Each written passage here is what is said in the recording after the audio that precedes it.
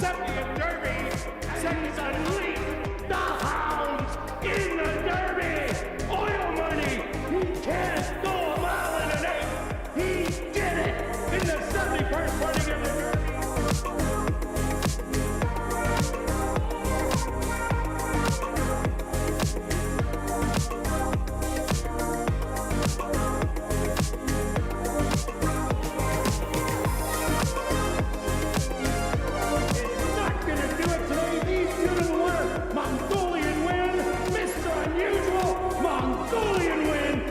The 72nd running of the 16th of a mile ago. Uncharacteristic has the best stride as they come to the wire.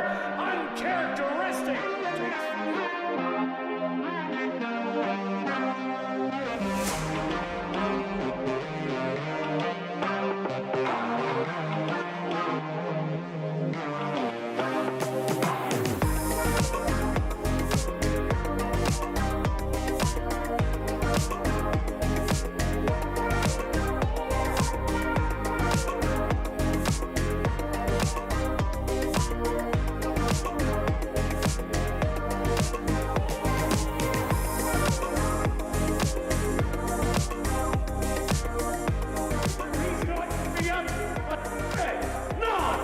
Take the 74th running of the Manitoba Derby. These two, a 16th of a mile to go. Manitoba is going to give Henry Witt Jr. his first Manitoba Derby.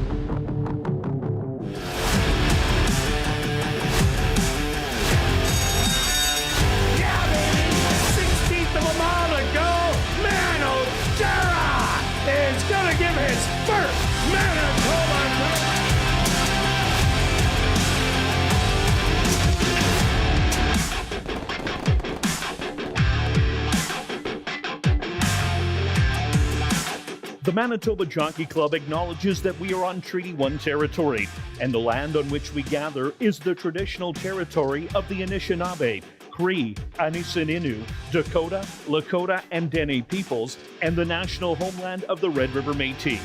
We pay our respects to the First Nations and Métis ancestors of this land. And welcome everybody to ASD Live, brought to you by Manitoba Liquor and Lotteries. Day 36 on the racing calendar. Let's take a look back at yesterday's racing action. Who was hot? Well, on the trainer's side, it was Wendy Anderson who had a couple of wins. And for the jockeys, it was Antonio Whitehall with 2 wins, including mechanic Susie in the distaff. Unblemished, 5 for 5 in 2024, and a great ride in there.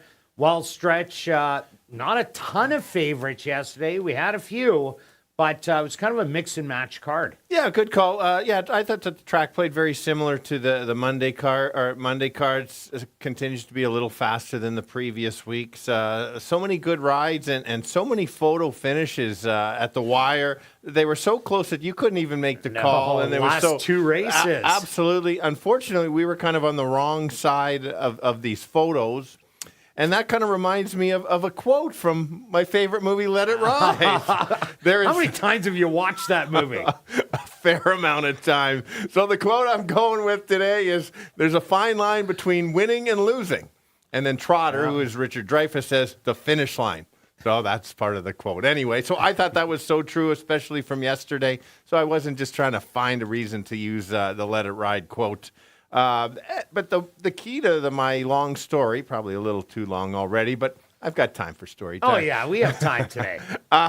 In the sense of, we're picking horses that were right there. And then you had a long shot yesterday that ran such a good race. You had a couple of them. Yes, they didn't win, but it ran how you expected it to be and just got beat late by a bigger favorite. Same thing. We lost those photos. If we get that photo, it's a big day. So if your horse is running 4th or 5th regularly, then you better kind of look at your handicapping and see what you're doing incorrectly and kind of learn from that. So, a nice card today. It's, I don't know if is it going to chalky or it looks a little chalky to me, but we've said that many times, and it just doesn't work that way, it seems. It just does not work that way is an understatement. Let's go. All right, let's kick it off with the $3,000 claimer. For 3-year-olds and up that are non-winners of the year, they're only going to go 5 furlong stretch. Who do you like? Yeah, what an easy race to kick off the card, don't you think? Yeah, real easy. So we make ourselves look silly enough many times on the show with some of the picks, and I'm probably going to look silly on this one. I'm going to go to the 3 as my top selection. Wow. I know where you're going to go, and I'll explain. There's no doubt what the 1 to 5 on the board currently. Yeah, for sure. I decided, so the Invaders from Fargo kind of mixed results early on. Yesterday's the one horse ran a nice race in the last, ran a nice race there. Went a mile and an eighth. Yeah. I also like that this 3 horse is basically been, yeah, that's so true. Has not really, as a continuing race and is being consistent, where some of the ones in here have had layoffs and we don't know what we're going to get. So the key to that and the Remington Park races for me puts this horse right there in a tricky race. Yeah, I have to go to something super. This horse has never seen this level. First time out 2 years ago, went straight into a stake race and didn't fare so well in there, but did well in the second level allowance. Last year, came in late, mid-July, and started at the $7,500 level. Got beat by a horse named Not Afraid. Not Afraid had an absolutely stellar year last year. Was a horse that was tough to beat at that level. And Something Super went on to get the win finally at the first level allowance. Starts in at 3,000 non-winners of the year. I'd usually be really leery about it, but I'm a big fan of Steve Kaplan Jr. He spots his horses so well. And the 5 furlongs, the 3,000, I just can't get past this one. Yeah, and that's fair. That's where I'm going to look silly here when this horse wins by 10 lengths in here. But it's one of those, I don't think you can run to the wickets to bet this horse at 1 to 5. Oh, definitely not. And so, yeah, if it wins, it could look like a kind of a morning workout. You've nailed all the points. I just couldn't. I'm just trying to maybe take a bit of a chance here. And then I went the 4 is kind of the best of the rest. Drops in class, which the horse should. Those races at Turfway Park certainly put this horse in the mix. But that was on poly. Now we're on dirt. We'll see if what the situation is. Kind of an unknown, and that's what we've got up in here with all of our 3 selections. Kind of question marks in there. So I'll still go 3, 2, 4. Well, Giacometti with the big drop. This could be the horse that could be on the front end where it hasn't been able to get there at the first level allowance. Horse 7,500, misses 5,500, misses the 4,000 non-winners of the year. Says, okay, we got to go in the best spot we can. 3,000 non-winners of the year. So this is it. And the 5 furlongs, again, absolutely perfect. But I'm going to give you 2, 4, and 3. Now we're going to carry on to race number 2, an allowance race. For fillies and mares 3 and up that are maidens, they're going to go 6 furlong stretch. Who do you have? Yeah, here we go. Kind of another similar race. Why make it 1 impossible? Let's just go 2 and kind of keep it going. I am going to go to the one of the Woodbine horses. You went to the other one. Yeah, and that's fair. I just decided that the races there, the couple races were good enough, especially the race back on May 11th. I like that race, showing some speed and running evenly. And I think in this race, if you do run that evenly, certainly be right there. Mixed success again on the Woodbine horses. A couple have run well and a couple not. And it's weird how it goes from each year from kind of a trend. Yeah, no doubt about it. Superstars to duds, even though they spend a lot of money on them, that adjustment from the poly to the dirt, some take to it, some don't, but it's a total guessing game. I went to number 1, Zabibo. Here's a horse that has been showing speed in 2 out of the last 3 starts, has gone the 6.5 twice, and the 7 furlongs once in between. But what I do like is that the horse is consistently showing speed and has been against older horses in the last 3 starts, where the first start was against straight 3-year-olds. getting respect in all those races, draws inside. Chavi and Chow did win the last race last night in a hard-fought victory. So Zabibo drawing the rail, I think this might be the speed. Yeah, and that's fair. I've got that horse included and including a couple bets in there. So, yeah, make out a lot of good points. I decided to take a bit of a price horse in case the two Woodbine horses don't take to the dirt. And this horse does move up slightly in class from the 75 to the maiden special weight. But a couple back, this horse was in the special weight. And so I don't know if there's such big difference in some of those races from special weight to 75. We both liked this horse last time. Ran a nice race, got in a touch of trouble. Might have been the best in that race to win it. Yeah, what was it? Heartbreaker. Over $20 on the board. And so I'm going to give this horse another chance just because I think the Woodbine horses absolutely can win it, but might get overbet.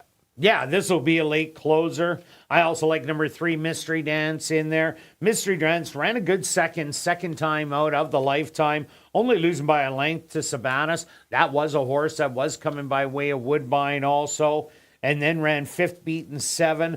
Kind of an oddball race that the horse ran, but the last one against Donna the Devil and Daisy Zadoozy was another good one. Did beat Press On Baby, but would I like it? Ran the stalking race in there and stuck around, didn't just back up at the end. So I think the horse is getting better, has 3 workouts since that race. So I think is tightened up. That's why I'm giving you 1, 3, and 2.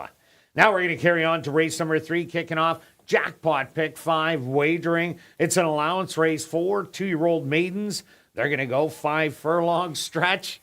Not a lot to go on. Not a lot to go on. I'll start, and then you can jump in. We'll start on the 1. All right. And so, only one horse has basically started in here. Based on the workouts and kind of comparison, I went to the 1 as my top selection, but I'm between the 1 and the 6. I see Kirt went to the 6 on top.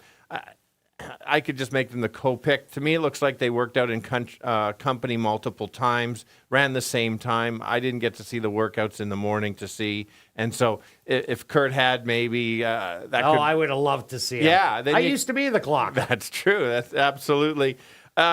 Steady work since July. I think, Mike's always has pretty good success with the first-time starters. So based on works, I'll go with the 1 and then the 6. And he won the last race with Bound for Heaven, who made that big rally from last, getting up to win. Let's talk about the breeding. Golden Sense, a winner from 5.5 to 1 mile and an 1/8. 7 wins, $3 million in earnings. And Golden Sense did win back-to-back Breeders' Cup miles.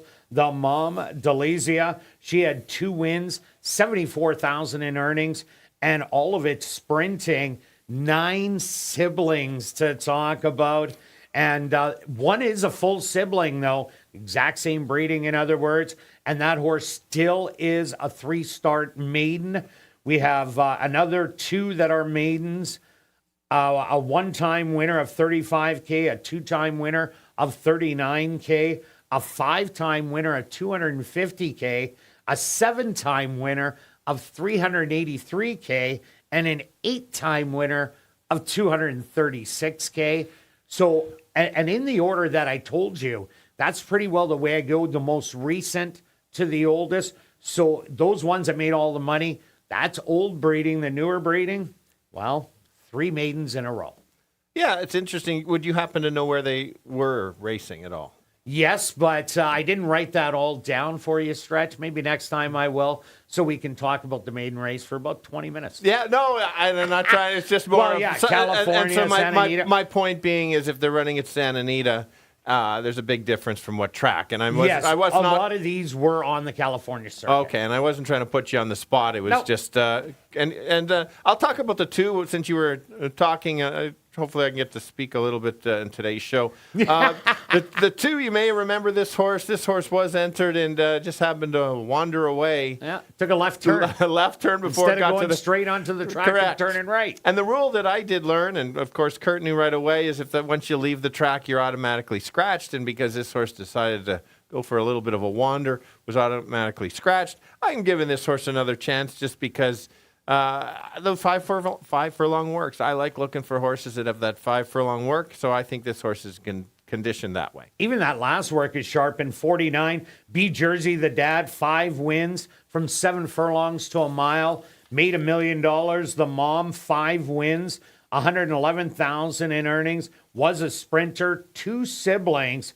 One was a non-starter, the other 3-time winner of 30,000. Continue. That's it. Go to the next one. Major note. I got. Oh, you don't want to talk at all? No. All right, enough of you. Okay, Nonios. Oh, what a great sire Nonios is here in Manitoba. Was a 3-time winner from 6 furlongs to a mile and 16th. Almost $500,000 in earnings. The mom, note to self, was a non-starter. And major note, 12 siblings.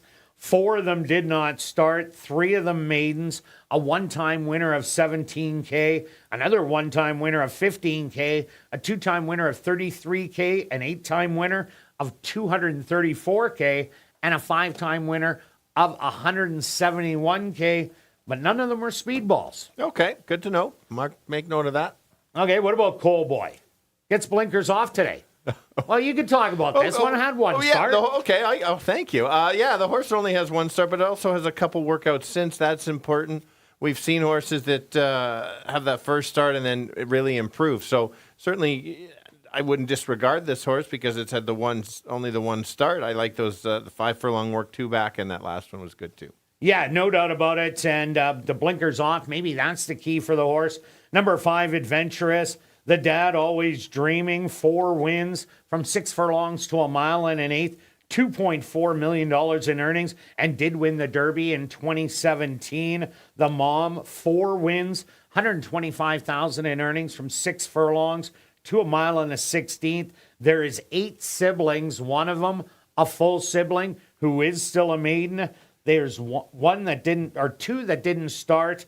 Another maiden in there, a 1-time winner at $35K at a route, 3-time winner of $60K, all about the route, a 14-time winner of $300K, that was a mixed bag, a 4-time winner of $120K, so a lot of siblings that could definitely run. Yeah, and you might as well go with your top pick. And number 6, Silver Creek Kid, Stanford, was a 6-time winner of $1.4 million in earnings from 5 furlongs, all the way to a mile and an eighth. The mom, Lady Lemon Drop, was a maiden. Only 2 siblings. 1 didn't start. The other one graduated to the win, ran first time out, was second throughout. The winner was disqualified, was placed ahead. So it did win a maiden race at first asking. I think I bet Lady Lemon Drop to win. Oh, did you? It's a maiden, isn't it? Well, it's a maiden, yeah. All right. So I'm 1-6-2. And I ended up going to the 6 because I like the workouts with the 1 and the 5. So I'm 6-1-5. Here we are down to race number 4, kicking off $50,000 guaranteed pick 4 wagering, a $5,000 claimer for fillies, mares 3 and up that are non-2 lifers. Are going to go 6 furlong stretch. What about this Now I'm ready to make some money. I like the last 4 races. I like the sequence. Stay tuned for my straight pick 4 ticket today. That's how confident, giving the heads up there. Let's go to the 1 on here. I think this horse, you've got it too. Anyway. Okay. Yeah. Because why not? We use the same angle, and it's one of the stronger angles out there is dropping speed. So a horse that's showing speed at a higher level drops into a little an easier or a claiming race. This horse has showed speed against some nice, classy fillies, and there was a lot of speed in those races, and this horse was getting the lead. Last race, I know you backed this horse as a bit of a long shot. They went suicide fractions. 3 of them.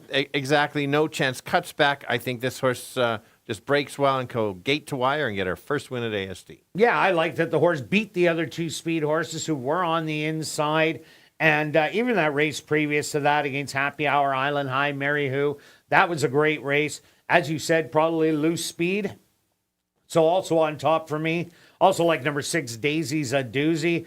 Got it all her own way last time out, and she absolutely destroyed him. She wasn't on the lead at the first quarter mile. She was sitting just off it.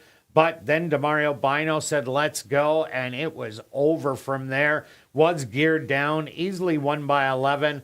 Maybe this horse is peaking right now, and if that is the case, this could be the one to beat. Yeah, and take note that she was just so much the best. That's why she went to the lead. It's not like she's a speed horse at all, but she can stalk. She does run second a lot, so good for you. You didn't fall into my terrible selections yesterday on the second-itis. I'm with you on that. And let's go to another dropper. The two, we both have this. Dancing Star also has a bunch of seconds. Makes that drop from a tough 12 non-3 into the non-2. Workout coming in.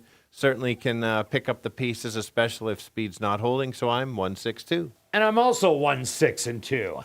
Now we're carrying on to race number 5, a $5,500 claimer for 3-year-olds and up. We're now going to stretch it out to 7.5 furlongs. Scratch number 2, Persability. Stretch. You're going with Hot Stove League finally. Yeah, finally. Yes, I put it in second. Excellent. Feel confident even more now. I like this race as well. As I mentioned, I did go back and forth on a few picks on different directions on my top 2 selections. The 6 does have a lot of seconds, but it has 2. This horse has 2 wins this year, so I think maybe it's got past those seconds. I think this horse is going to get just as good a trip in here, if not better than last time. I think the horse should sit in 3rd or 4th and watch the bit of the battle early and try to get up late. Yeah, I see a lot of speed with Ethan's Animal, Behaving Myself, Lab Rat. Even Hot Stove League could be in there, but wouldn't be advised with all the other speed. So I ended up going to number 4, Gold Special. I know what I get. I get a closer in Gold Special. Big race last time out, running after Lucky Luke. And just not getting there, losing by 3/4 of a length. The last time it went 7 furlongs was the first start of the year where it chased Stylish Gent every step of the way. Stylish Gent put a couple nice wins together. Well, there's no Stylish Gent with a free and easy lead. There is going to be a battle, so I expect this horse, Gold Special, to sit back and make that late charge. And one of my prime plays. Oh, okay, interesting. Good call. Yeah, that's how I saw the race too. The 5 was almost my top pick because this horse has the back class, is better on the lead. A hit and miss on going the 2 turns, but I thought if this horse got loose and the track plays to that, maybe this horse can kind of steal it. I kind of need both just in case. That's why I just couldn't leave this horse out gate to wire for that one. So I'm 6-5-4. And I'm 4-6-5. Now we're going to carry on to race number 6, an allowance race. 4 3 and up maidens. They're going to tackle the 1 mile distance. Scratch number 7, Baxter. A big scratch in here. Stretch, who are you going to It now? is, and yeah, as I mentioned, when a big favorite gets scratched, really watch the morning lines. It's hard to guide. I think you got to cut them in half at least, if not a little bit more in here. I have been waiting for the one to go a mile again. The last time this horse went a mile, complete disaster. Basically lost all chance, but still made a nice move. May not show up as much, but it did make a nice move. I think as long as this horse doesn't lose touch of the field, I think the horse certainly can make a good mid-stretch move and kind of take over. I've got the odds, which I like to do. I've got this horse at about 2-1. Yeah, in the end, it should be with Baxter being scratched. Golden Diversion, my top pick, will take a lot of money. There isn't a lot of speed in here, and that, I think, is the key. The other one is Wit Sweet 16, but the thing is, they come out of the same barn, so they aren't going to be banging heads on the front end. They're going to play a little bit of tag as they're going around the track, and the fractions are going to be the indication. With the wind, the way it's blowing today in the route races, they're going to hit that wind twice because it will be blowing down the lane. And Golden Diversion, last time it did go round 2 turns, that was against Ice Storm. The horse didn't get out of the gate, rushed up to be in contention, and pretty well lost all chance with rushing up in there. I think he'll break easy, get an easy lead, relax, and be able to nurse it all the way. Yeah, and that's a fair point. That was my concern on the one on my top selection. Make valid points, could put it. I've got both of them on everything. And then I use the 6 just as my third selection here. You kind of know what you're going to get. Even efforts. 2 back did go to the mile and did beat both of these. And so therefore, I know the others had some troubled trips, but I just couldn't leave this horse out for third. So I'm a solid 1, 3, and 6. And the other one to look at, number 5, Wit Sweet 16, ran 6 furlongs last time out. But this horse was a router down in Texas at Sam Houston and Lone Star. Ran a lot of good races going around 2 turns. I'm throwing that 6 furlongs out as it was a little prep to get used to the racetrack. I think it could run big in here. So I'm throwing it in third. I'm taking 3, 1, and 5. Now we're carrying on to race number 7, a $3,000 claimer for fillies and mares 3 and up that are non-winners of the year. They're going to go 7 furlongs, and I thought you were on this one too, Stretch. Yeah, so rematch from August 12th. We'll see how the track plays. As Kirt made a good point, there is a lot of wind. We'll see. Off camera, I mentioned a lot of times by the time we get to about 10 o'clock Central, the wind can die down, so it could kind of change. I think no doubt about it. Yeah, and we'll just see. Heads up, Beth. I'm glad Beth is back after all the changes that you did yesterday. You know, I know. Yeah. That was horrible. Or is that me? Oh, that was you. Anyway. It's always you, Stretch. Sure. This horse grabbed the lead last week, but did have some pressure a couple times throughout in the race. Field letters went right after. Absolutely. As a charter kind of put double duel, I appreciate that comment in there. I think if this horse may get a little pressure, but any kind of relax maybe can kind of steal it. It is playing a little better to speed, where last week it was playing a little better to closers. So that's why I had to make it my top selection. Yeah, that's why it's my top selection, too. Ladies, your second selection, as it is mine. Made a big rally last time out. She's my priority. Was well bet off the board as the horse had already won, but was disqualified. But Ladies came from the back of the field. Big rush at the end. Just pretty well ran out of ground. Has to have some speed to go after Filly Fatale. But I expect Ladies to sit a little bit closer and definitely is sitting on a win. Absolutely, and that's the key. You call it. Has to sit a little bit closer. If she's that far back again, I think that she'll be up against. I just went to the 6s as my third selection. A couple reasons. This horse comes from a different race from August 12th, just in case the August 12th comes back not as strong. The distance, has won at the distance before. I think this horse is going to be a little bit closer than the 5, and I thought that might get the jump and maybe kind of change his form a little bit. Certainly can be there, so I'm 7, 5, and 6. Yeah, and the other one I like is Anna Kazana, the 3. She, on occasion, sits closer, and with the lack of pace in here, I think can sit close to Filly Fatale and probably stalk every step of the way and stick around for a big piece. So I'm going to give you 7, 5, and 3. Good luck with all your selections this evening, and I'll be right back with the changes on this evening's Card of Racing.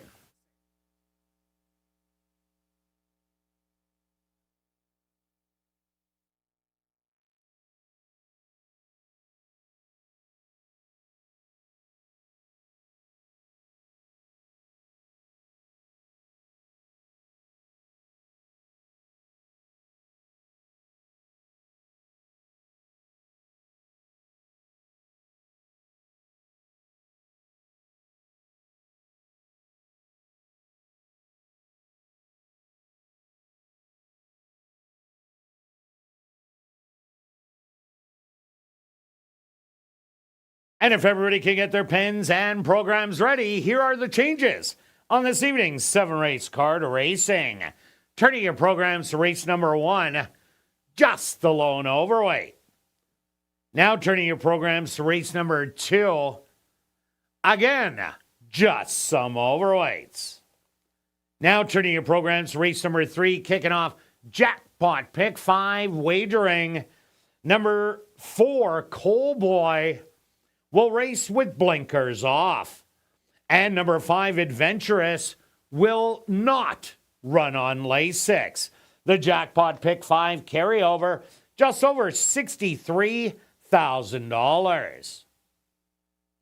Now turning your programs to race number 4, kicking off $50,000 guaranteed Pick 4 wagering, the ECS Summer Surge Customer Appreciation Race. Just a couple of overweights. Now turning your programs to race number 5, our VIP Fan of the Night race, scratch number 2, Persability. Now turning your programs to race number 6, our first of 2 classic high 5 races, scratch number 7, Baxter. Now turning your programs to race number 7, our other classic high 5 race, there are no changes. Well, another beautiful evening here in Winnipeg for racing under mainly sunny skies. It's only sunny, so I don't understand why you're even in the picture. It's only sunny. Because it's the Kirt and Stretch show. Oh, it's right. not just the Stretch show. That's true. That's true. All right. I can keep talking? You go ahead. Thanks, buddy. Under mainly sunny skies, the temperature 26 degrees Celsius or 78 Fahrenheit. The wind out of the south at 32 kilometers an hour or 20 miles an hour. And the track is listed as fast. A fast racetrack for this evening's 7-race Carter Racing. And we're going to kick it off right here in race number 1 that goes to post in 18 minutes.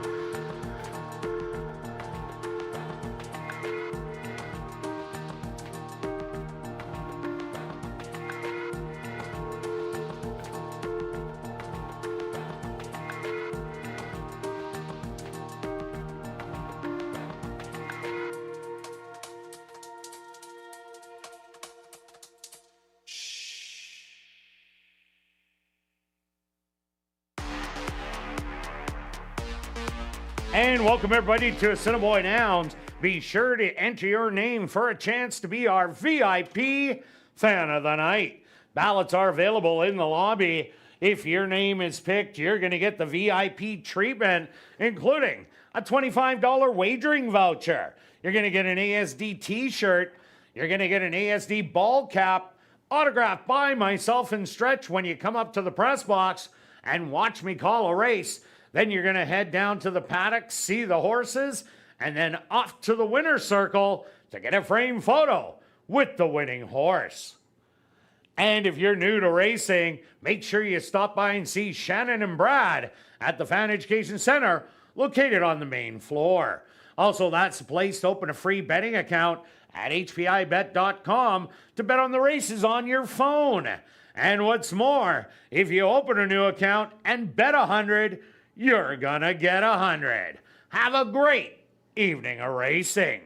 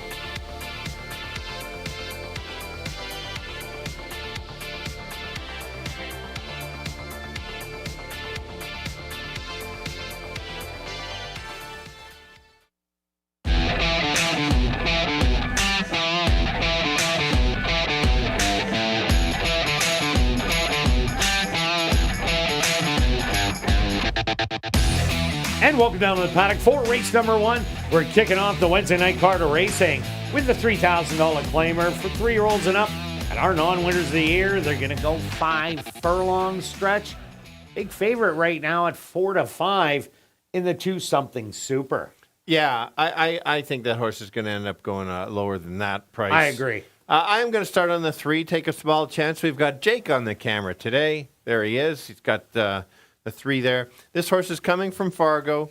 The races are maybe not as good as those Remington Park races, and that's kind of the key why I decided to go with this horse. Mixed success for the Fargo horses, but this horse has raced at Remington Park, and so that's good enough for me. Taking a bit of chance to beat the big favorite, currently 3-1, probably go a little bit higher.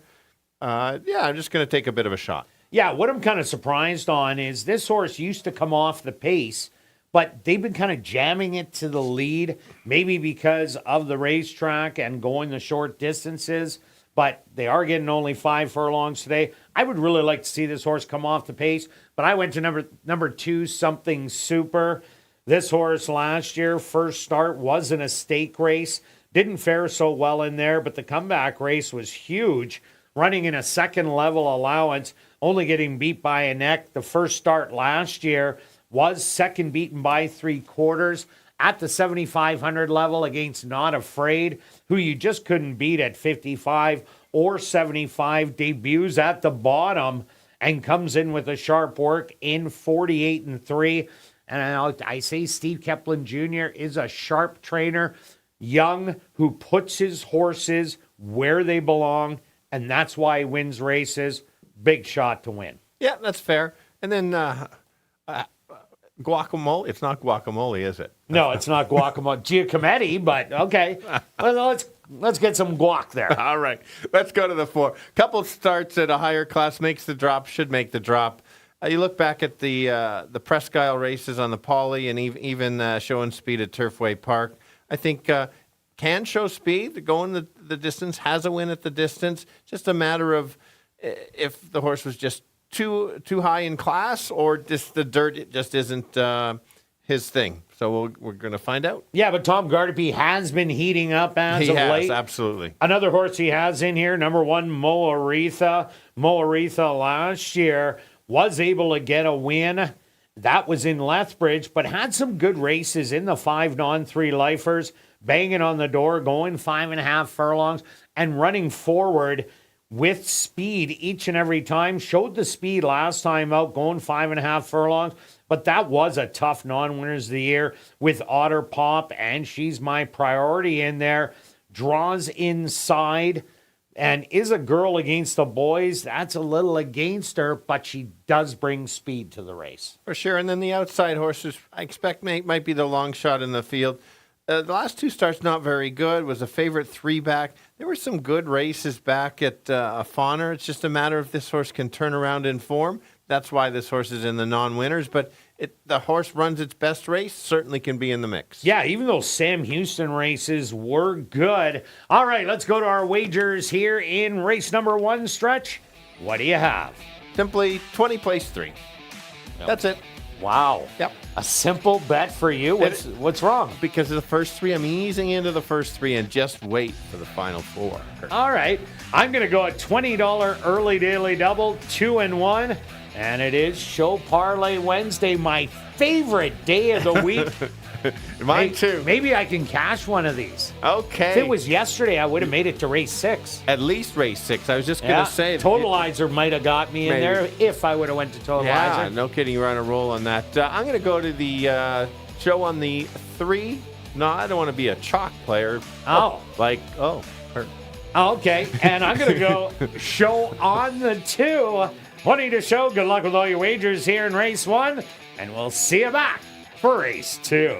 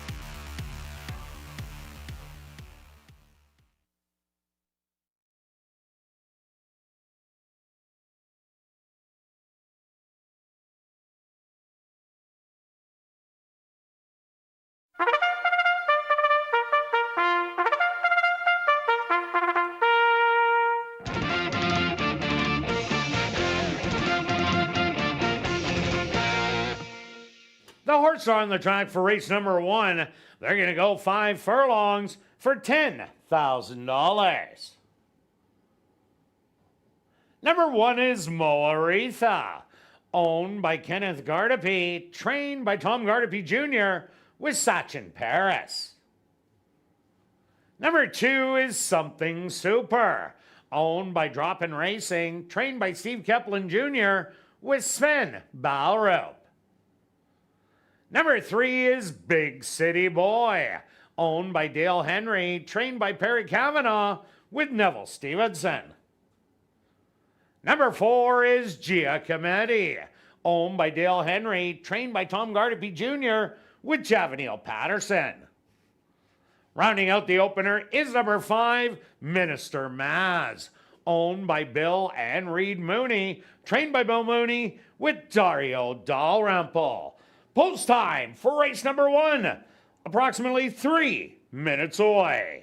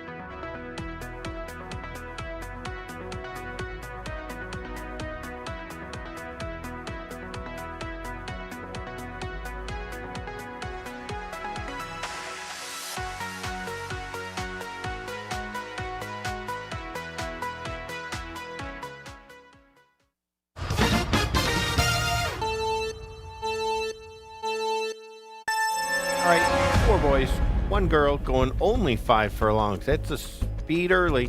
Let's go to a bit of a price or try to beat the big favorite. That's the 3. Coming in from Fargo, has raced at Remington. The races at Remington says this horse can run, and if runs back to those, I think they certainly can upset. Who's the horse to beat? Yes, it's the 2. Has the back class. If ready to run, watch out, could just win by a bunch. And then the other dropper is the 4. Little off form, but has the back class again to find the right spot to be in there. Let's go 3, 2, and 4. Kirt? Yeah, Stretch, I have the same 3 horses, but I have to put number 2, Something Super, on top. Comes out of a sharp 25% wind clip barn, and this horse last year was running at 7,500 and the first level allowance with success. Has tactical speed and the 5 furlongs a perfect distance. I also like number 4, Giacometti. This horse will also love the 5 furlongs, taking the big drop in class from the allowance and then 7,500, missing 3 levels. down to the non-winners of the year and the Invader Big City Boy. I would like to see this horse rally from off the pace the way he used to, which I think is much more effective, but I'm going to give you 2, 4, and 3. Good luck here in race number 1.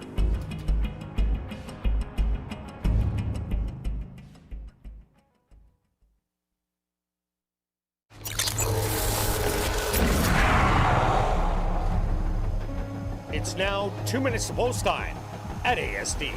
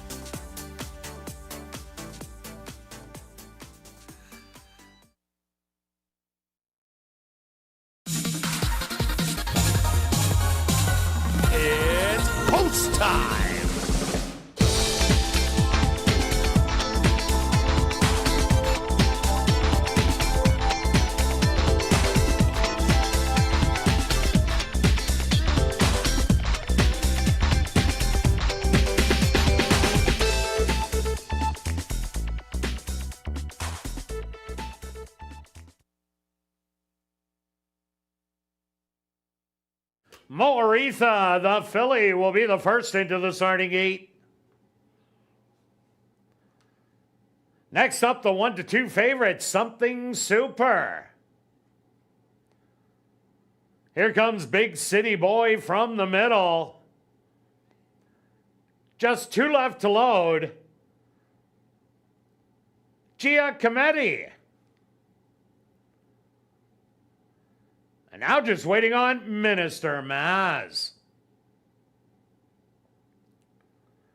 They're all set. They're at the post. And they're off. From the inside, Something Super. Flashing some early speed with Giacometti. Putting on the pressure to the outside. Hard-ridden Big City Boy is going to make it a trio on the front end. Hugging the rail, Moaritha. And then Minister Maz watching all the action from 5 lengths off of it. Something Super with the lead by a half length through an opening quarter in 23-1. Giacometti to the outside. Still something to offer. Big City Boy in between horses. Moaritha and Minister Maz starting to pick up horses. They hit the head of the lane. And Something Super opens up the lead. Now to 3 lengths. Giacometti on the outside and Minister Maz closing round. But this is all Something Super. The big favorite is going to get it done. Second to Giacometti, third to Minister Maz, and fourth to Big City Boy.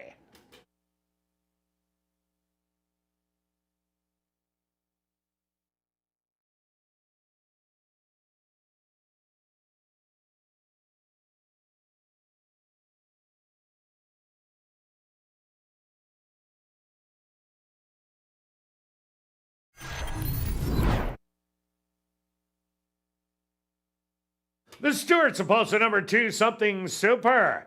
As a race winner. Second goes to number 4, Giacometti. Third to number 5, Minister Maz. And fourth to number 3, Big City Boy. They went the opening quarter 23-1. The half 47-1. Time for the 5 furlongs, 1 minute and 2/5.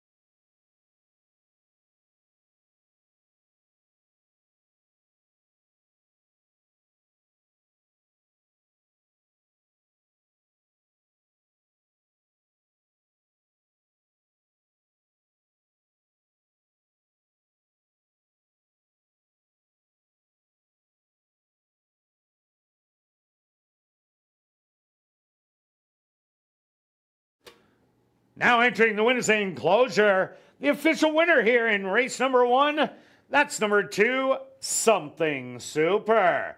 Something Super is a chestnut gelding, 7 years old, by Super Saver.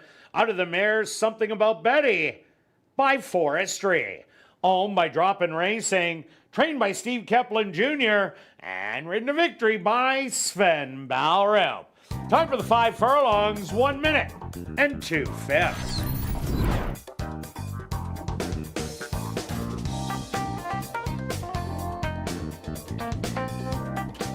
Race 1 is official in the upcoming second race. There are no changes. Rolling double and rolling pick 3s here in race number 2. And be sure to check out the 140 VLTs in our spacious Club West Gaming Lounge, located on the second level of the grandstand and open all day every day from 10 a.m. to 1 a.m.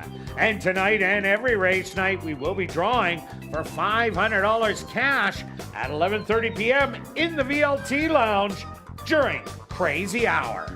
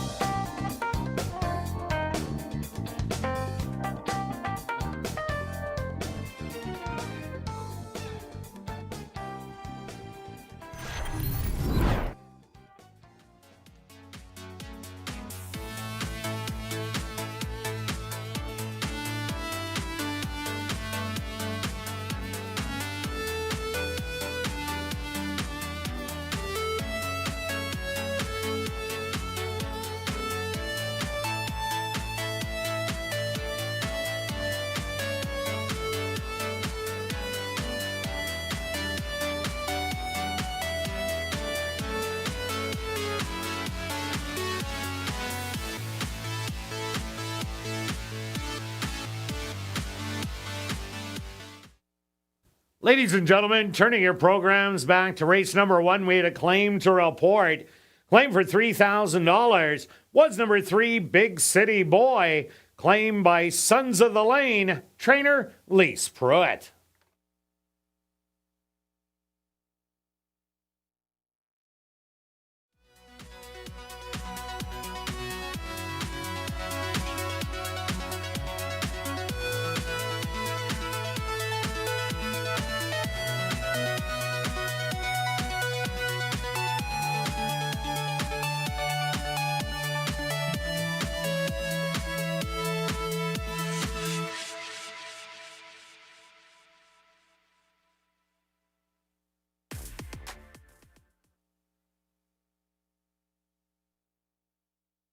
Assiniboia Downs has introduced a new 50-50 draw that will take place each and every race night. The jackpot is currently at $970 and growing.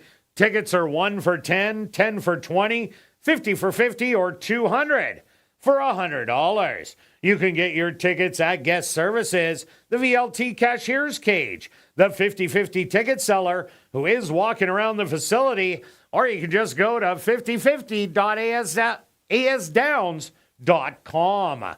The draw will take place at 10 p.m. tonight, and proceeds will benefit Final Furlong and the Winners Foundation. And please take note that you do not have to be in attendance to claim your prize. Check our website at asdowns.com for the winning number.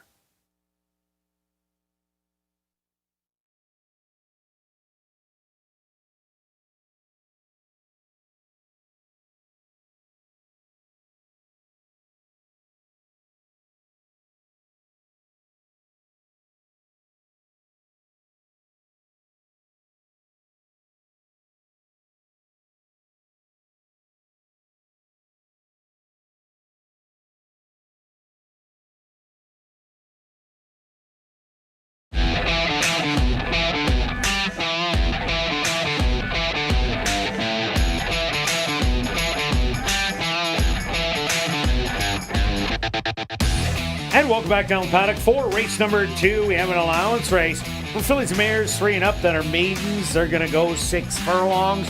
Quick look back at race number 1. Well, the 1 to 9 shot, something super, not a surprise. Showed early speed and ended up being much the best. Yeah, found the right spot and got the win. Good claiming to just put the horse in the right spot to win. So, yeah, congrats to that. Let's keep it moving. All right, on to race number 2, Stretch. Who do you like?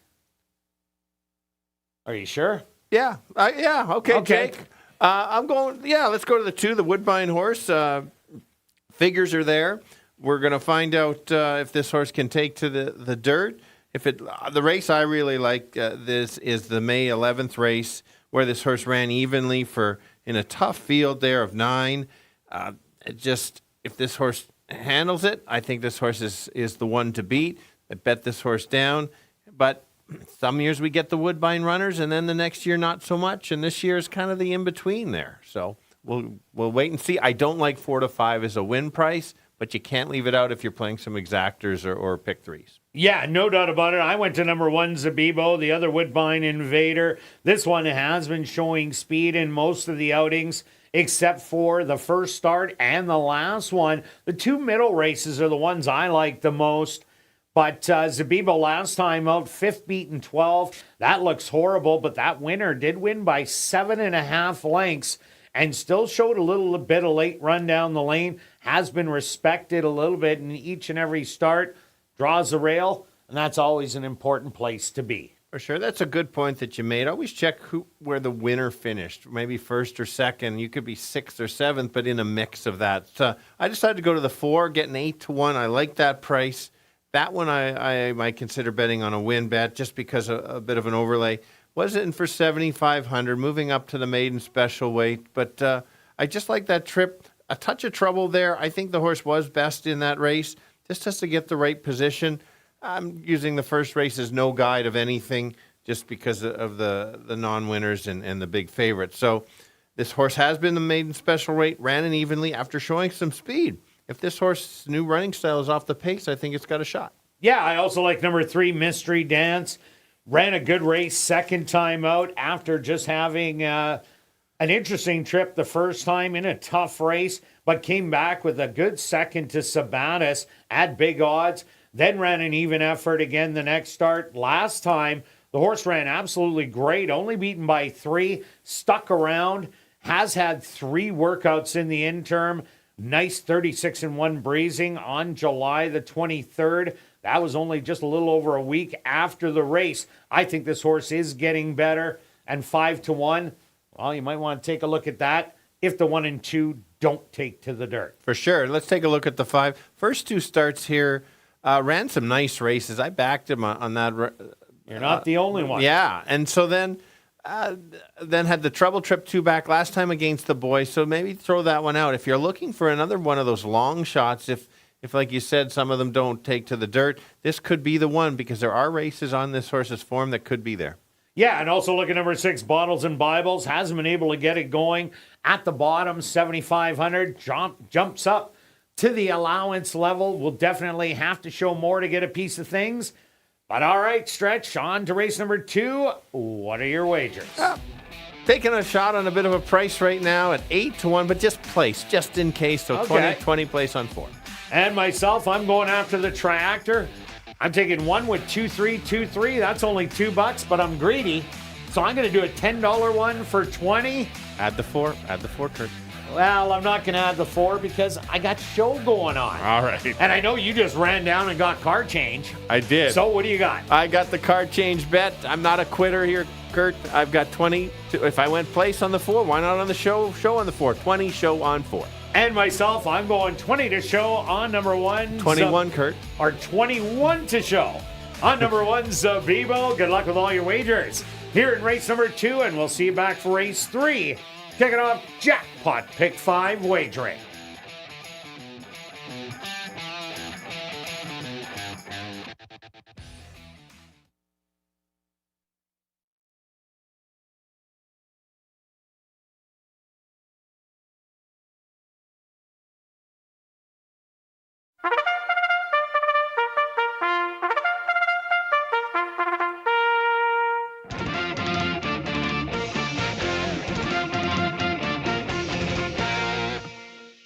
The horses are on the track for race number 2. They're going to go 6 furlongs for $20,000. Number 1 is Zabibo, owned by Dr. Ross and Brenda McKeag, trained by Carl Anderson with Chavi and Chow. Number 2 is Majestic Appeal, owned by 2 Points Ranch and Ken Lee, trained by Carl Anderson with Dane Dawkins. Number 3 is Mystery Dance, owned by Stella Racing, trained by Stephen Gaskin with Rashad Knights. Number 4 is Press On Baby, owned by Henry Witt Jr., trained by Lee Delaron with Sachin Paris. Number 5 is Tree Hugger, owned by Wind Dancer Stable, trained by Wendy Anderson with Ronald Alley. Rounding out the field is number 6, Bottles and Bibles, owned by Catherine Ursel, trained by Carl Anderson with Javanil Patterson. Post time for race number 2, approximately 4 minutes away.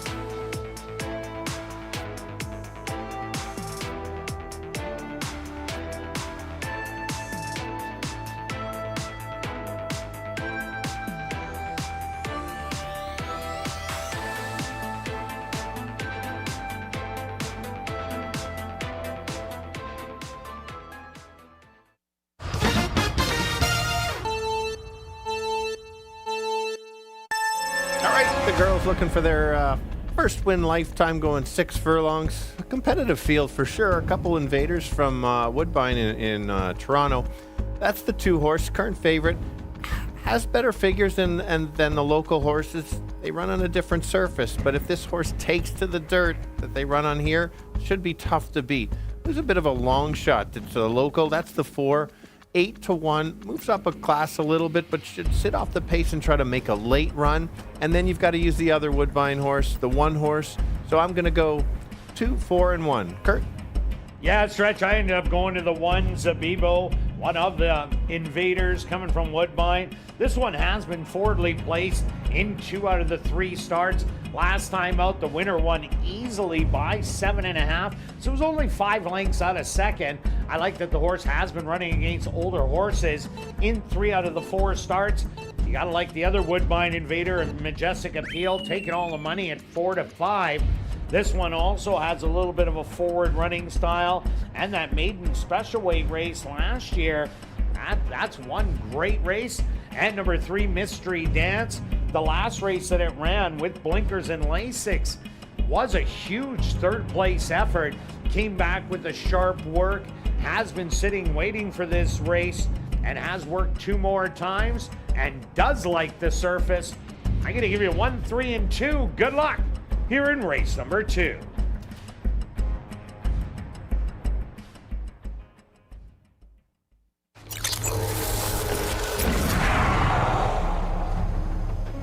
It's now 2 minutes to post time at ASD.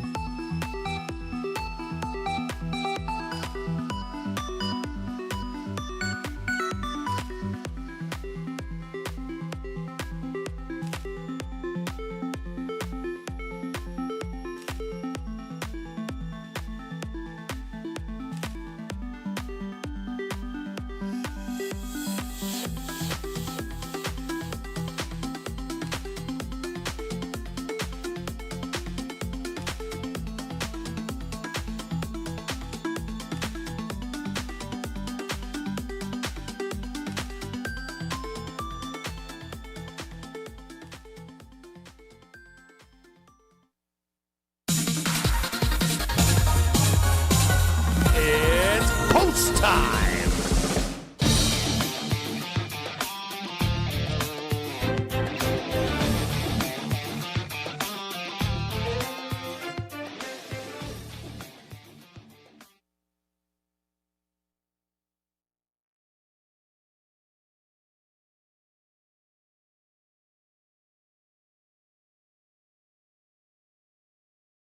Zabibo will be the first one into the starting gate.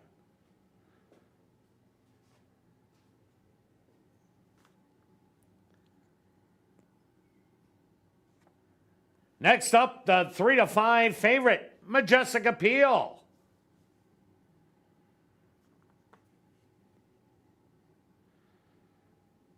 Mystery Dance set to go in.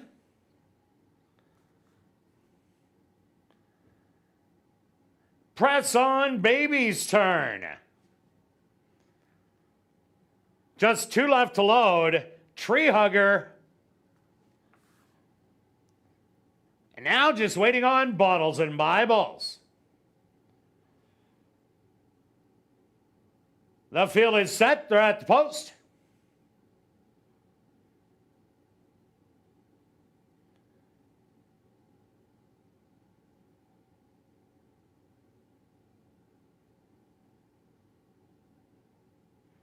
And they're off. From the outside, that's Tree Hugger. Showing some good early speed on the inside. Zabibo starting to move up. 3 wide, Bottles and Bibles. In between horses, Mystery Dance and Majestic Appeal. And Press on Baby will watch all the action from about 8 off of it. But the leader is Tree Hugger with Zabibo on the inside, still running easy. 3 wide, Bottles and Bibles. The favorite, Majestic Appeal, is hugging the rail in 4th. Then it's Mystery Dance and Press on Baby. But battling on the front, Zabibo and Tree Hugger. It's these two as they hit the head of the lane. Short lead for Zabibo. Tree Hugger not giving up. A late rally from the back of the field. Here comes Press on Baby and Mystery Dance. Zabibo coming up to the 16th pole. But Press on Baby absolutely flying and is going to get there. Press on Baby got Zabibo in second. Close for 3rd and 4th between Tree Hugger and Mystery Dance.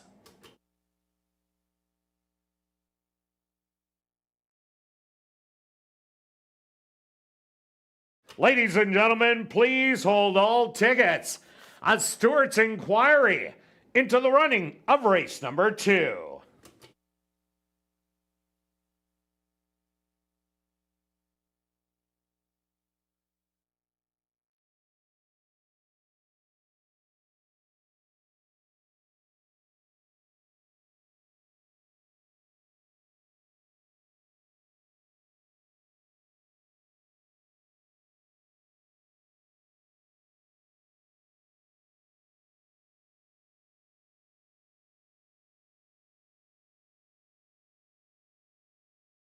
The Stewards have posted number 4, Press On Baby, as your race winner. Second goes to number 1, Zabibo. Third to number 5, Tree Hugger. And fourth to number 3, Mystery Dance.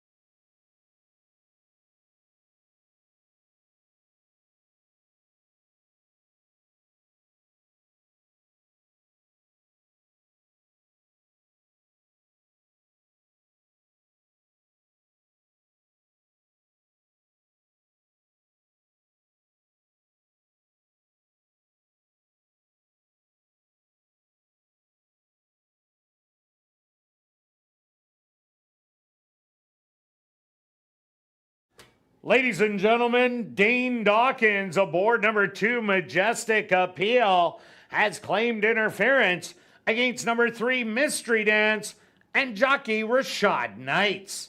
Riders objection, 2 on 3.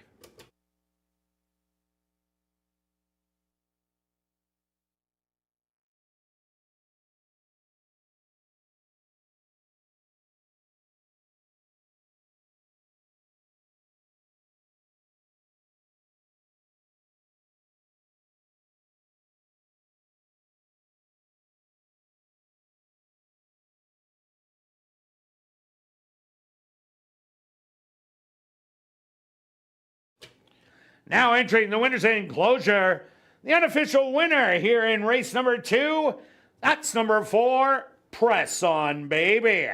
Press On Baby is a bay filly, 3 years old, by Daddy Longlegs, out of the mare Moonrags, by Union Rags, owned by Henry Witt Jr., trained by Lee Delaron, and ridden to victory, his first here at Assiniboia Downs by jockey Sachin Paris. Once again, ladies and gentlemen, there is an objection and a Stewart's inquiry here in race number 2.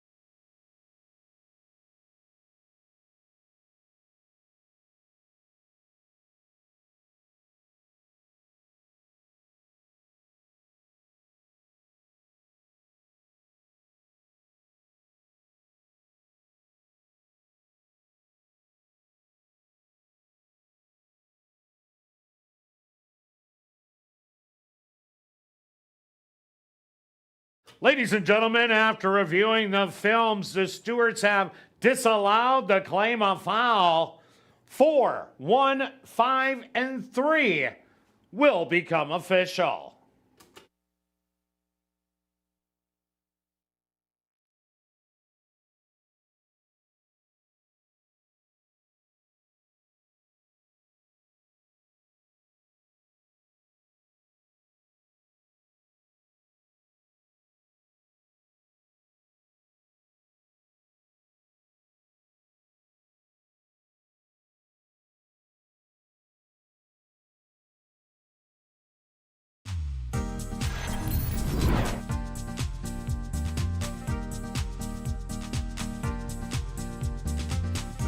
In the upcoming third race, kick it off jackpot pick 5 wagering.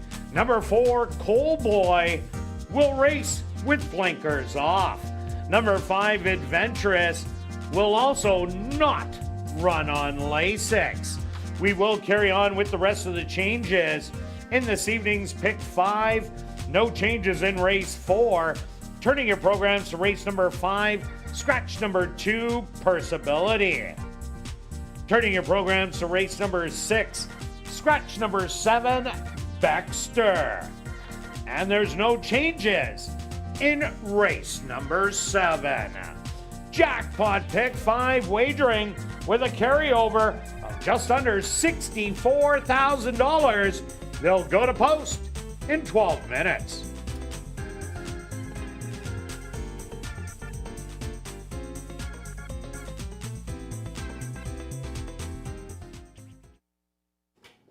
Ladies and gentlemen, directing your attention to the television monitors is the inquiry and objection tape from race number 2. Pay special attention to the jockey in white. If you could freeze it right there for me. The jockey in white, that's number 2, Dane Dawkins, and Majestic Appeal. To the left in blue is Mystery Dance and jockey Rashad Knights. The objection was 2 on 3. This is the head-on North Tower shot. You can let it roll from here. And as you see coming up, there is contact between number 2 Majestic Appeal and number 3 Mystery Dance. But in the stewart's decision, the contact was mutual. Here's the North Tower once again, head on. In white, number 2, Majestic Appeal. In blue, number 3, Mystery Dance. As they come out of the chute, you see the contact starting. And after reviewing the films, the stewart's decision was no change was warranted. And just a reminder that free family fun activities will be featured every Monday in August, as well as Monday, September the 2nd. Free activities include bouncy castles, face painting, and live entertainment, and the fun all starts at 6:30.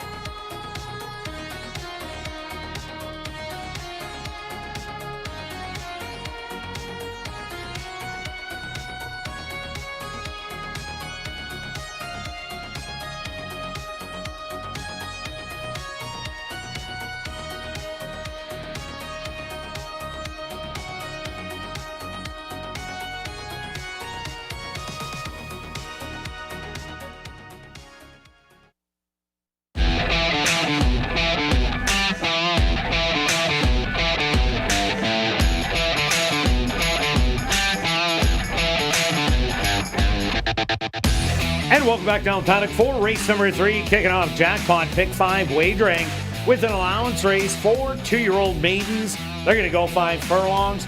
Quick look back at race number 2. A lot of bumping and grinding on the backside, but one horse wasn't doing that. That was Press On Baby, watching it all. And good job by Sachin Paris. Great ride, keeping out of trouble, and ending up swooping them all in the end. Yeah, absolutely. I liked your race call, especially when I was on the 4, my long shot, thinking, as he started making that run, he kept going, battled it up front, set up for him. Congrats to him getting his first win here at ASD. Let's keep it moving. Nice prices. All right, riders are out. We're not going to have a lot of time here to stretch. So I'll go to my top co-pick between the 1 and the 6 because I think they work together. I like that Mike Taphorn's good with the first-time starters. One with one the other day, a 2-year-old. Correct, and basically wins with them. The steady works since July. Certainly can be there. And that's why I went to the 6 Silver Creek Kid. Here's another one by Mike Taphorn. He had one from Tommytown Thoroughbreds, Bound for Heaven. That was the one that won the other week. The sire Stanford was also the same sire of that one. Did have a different mom, but that one ran lights out, rallying from the back of the field, and we haven't seen that out of the 2-year-olds. This one does have a sibling that did win after being placed first in its only lifetime outing, and that was in California for 12-5. Oh, good follow-up. The 2-horse we've seen before, but took a left turn going out. We'll see if he makes it onto the track. I like the 5 furlong works. Got to use him. And the 5 Adventurous, 8 siblings, but all of them love a route of ground. I'm just thinking this 5 furlongs just might be a little too short, but Shelley Brown's really good with 2-year-olds. She is. The 4's had 1 start, showed speed early and then faded, but has 2 workouts since. You always got to give a horse another shot. It's only been 1 start lifetime. Yeah, blinkers off the 4 and no Lasix on the 5. In the 3, Major Note has 12 siblings, an 8-time winner and a 5-time winner, but those were a long time ago, making $250,000 and 170. So hard to say what this one's going to do, but comes from another barn that can get 2-year-old winners. Pick 5-time stretch. What do you have? All right. We've got just a 40 cent. I'm confident, not as confident as you are. 1-2-6 with 1-2-6 with 5-6 with 1-3 with 5-7. $28.80 for 40 cents. The minimum is 20. If you only want to spend $14.40, you can get it that way too. And I'm going to go 1-5-6 with 1-2-6 with 4-5-6 with 3 with 7. I'm doing a $1 ticket for 27. Good luck with all. Oh, yeah. I'm still alive in the show parlay. And stretch, you hit a big one. Yes, 71 show on the 1. And I'm going to go 46 to show on number 6. Good luck with all your wagers here in race 3. We'll see you back for race 4. Kicking off $50,000 guaranteed. Pick 4 wagering.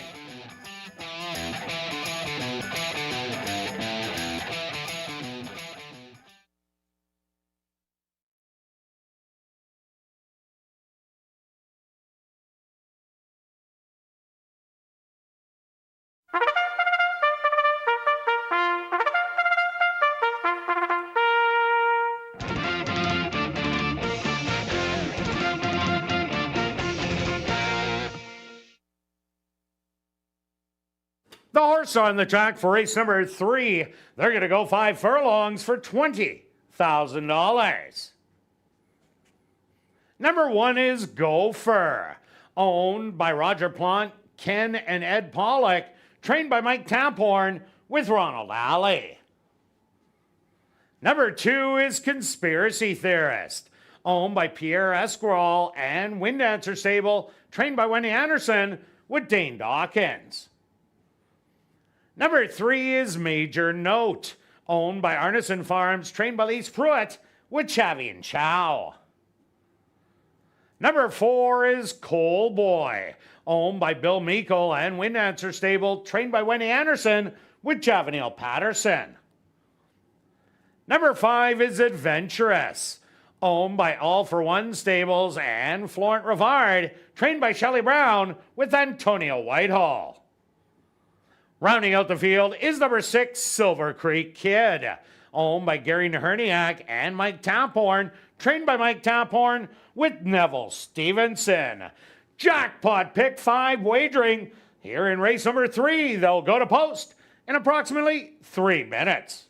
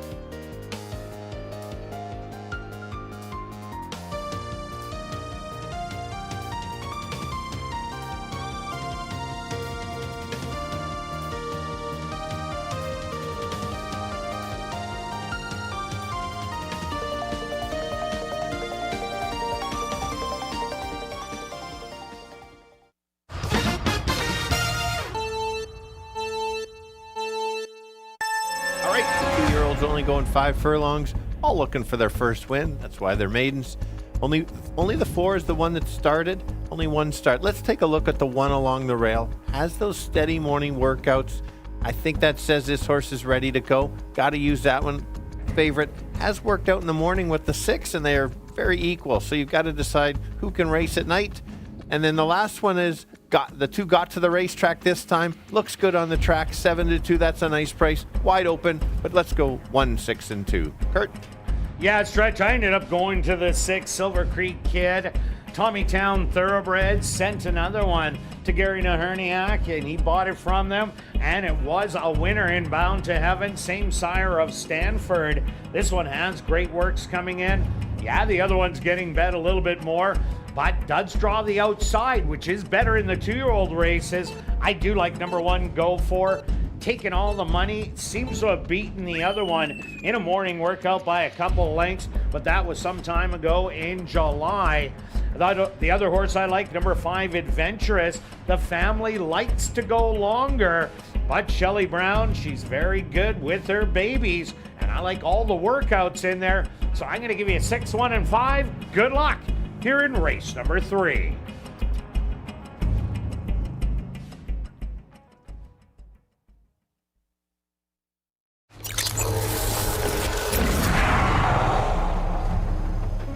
It's now 2 minutes to post time at ASD.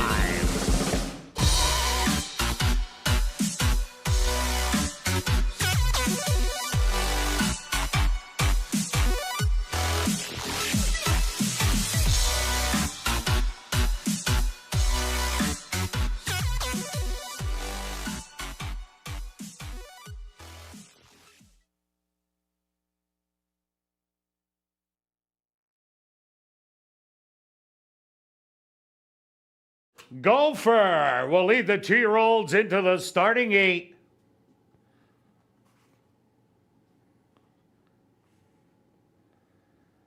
Next up, Conspiracy Theorist.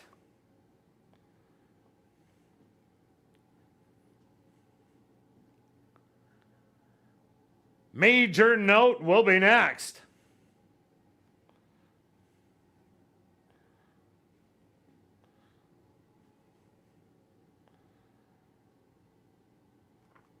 Coal Boy ready to move in. Just 2 left to load. Adventurous. Go for a little fractious in the gate.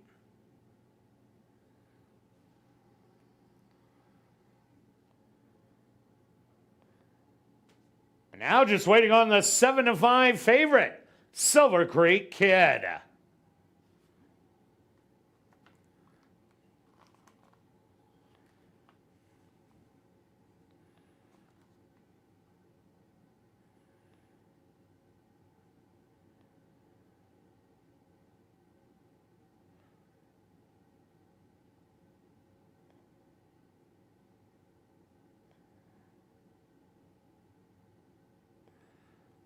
Silver Creek Kid will get a little extra assistance from the gate crew.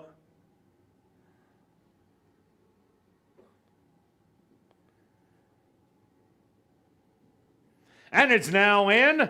They're at the post.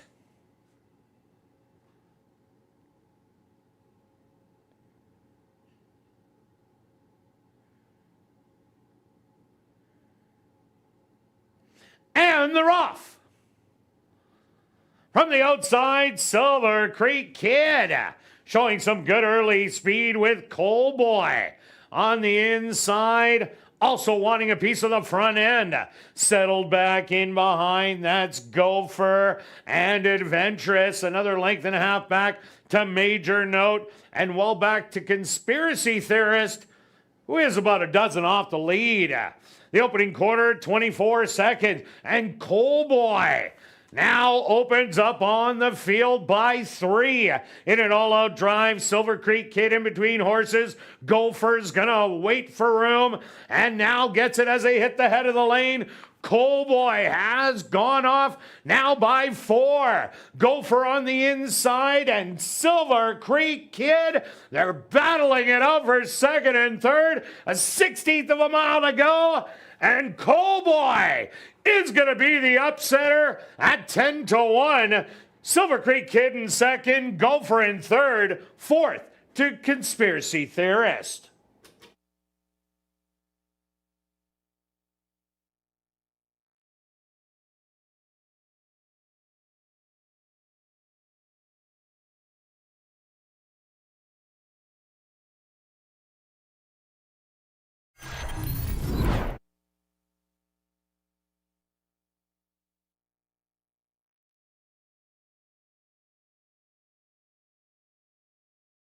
The Stewart's opposed to number 4, Coal Boy. As your race winner, second goes to number 6, Silver Creek Kid. Third to number 1, Gopher. Fourth to number 2, Conspiracy Theorist. They went the opening quarter, 24 seconds. The half, 48-2. Time for the 5 furlongs, 101-3.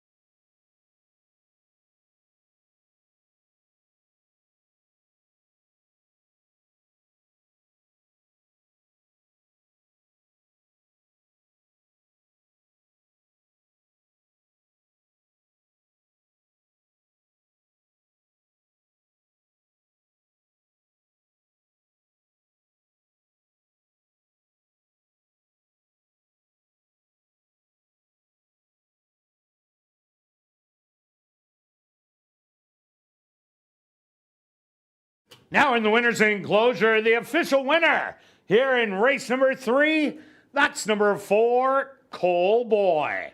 Coal Boy is a dark bay of brown gelding, 2 years old, by Coal Front, out of the mare Solon's Warning by Stormy Atlantic. Owned by Bill Meikle and Wind Answer Stable, trained by Wendy Anderson, and ridden to victory by Javanil Patterson. Time for the 5 furlongs, 101 and 3.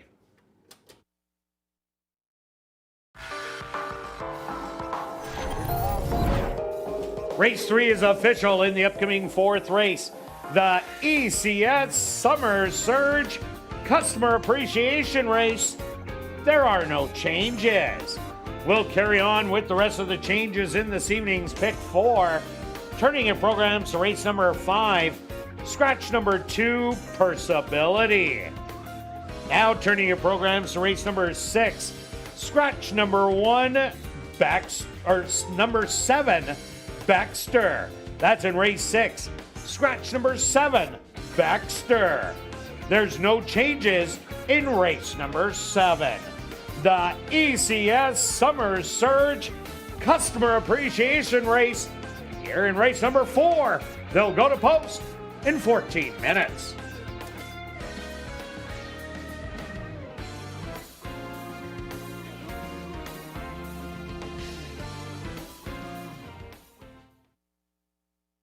And ladies and gentlemen, we've drawn our VIP Fan of the Night. Congratulations goes out to Howard Miller. That's Howard Miller. Congratulations. You're our VIP Fan of the Night. Please report to guest services on the main floor, South End. And just a reminder to get your 50-50 tickets, the jackpot is currently at $1,720 and still growing. Tickets are 1 for 10, 10 for 20, 50 for 50, or 200 for $100. Get your tickets at guest services, the VLT cashier's cage, the 50-50 ticket seller who is walking the facility, or at 5050.asdowns.com.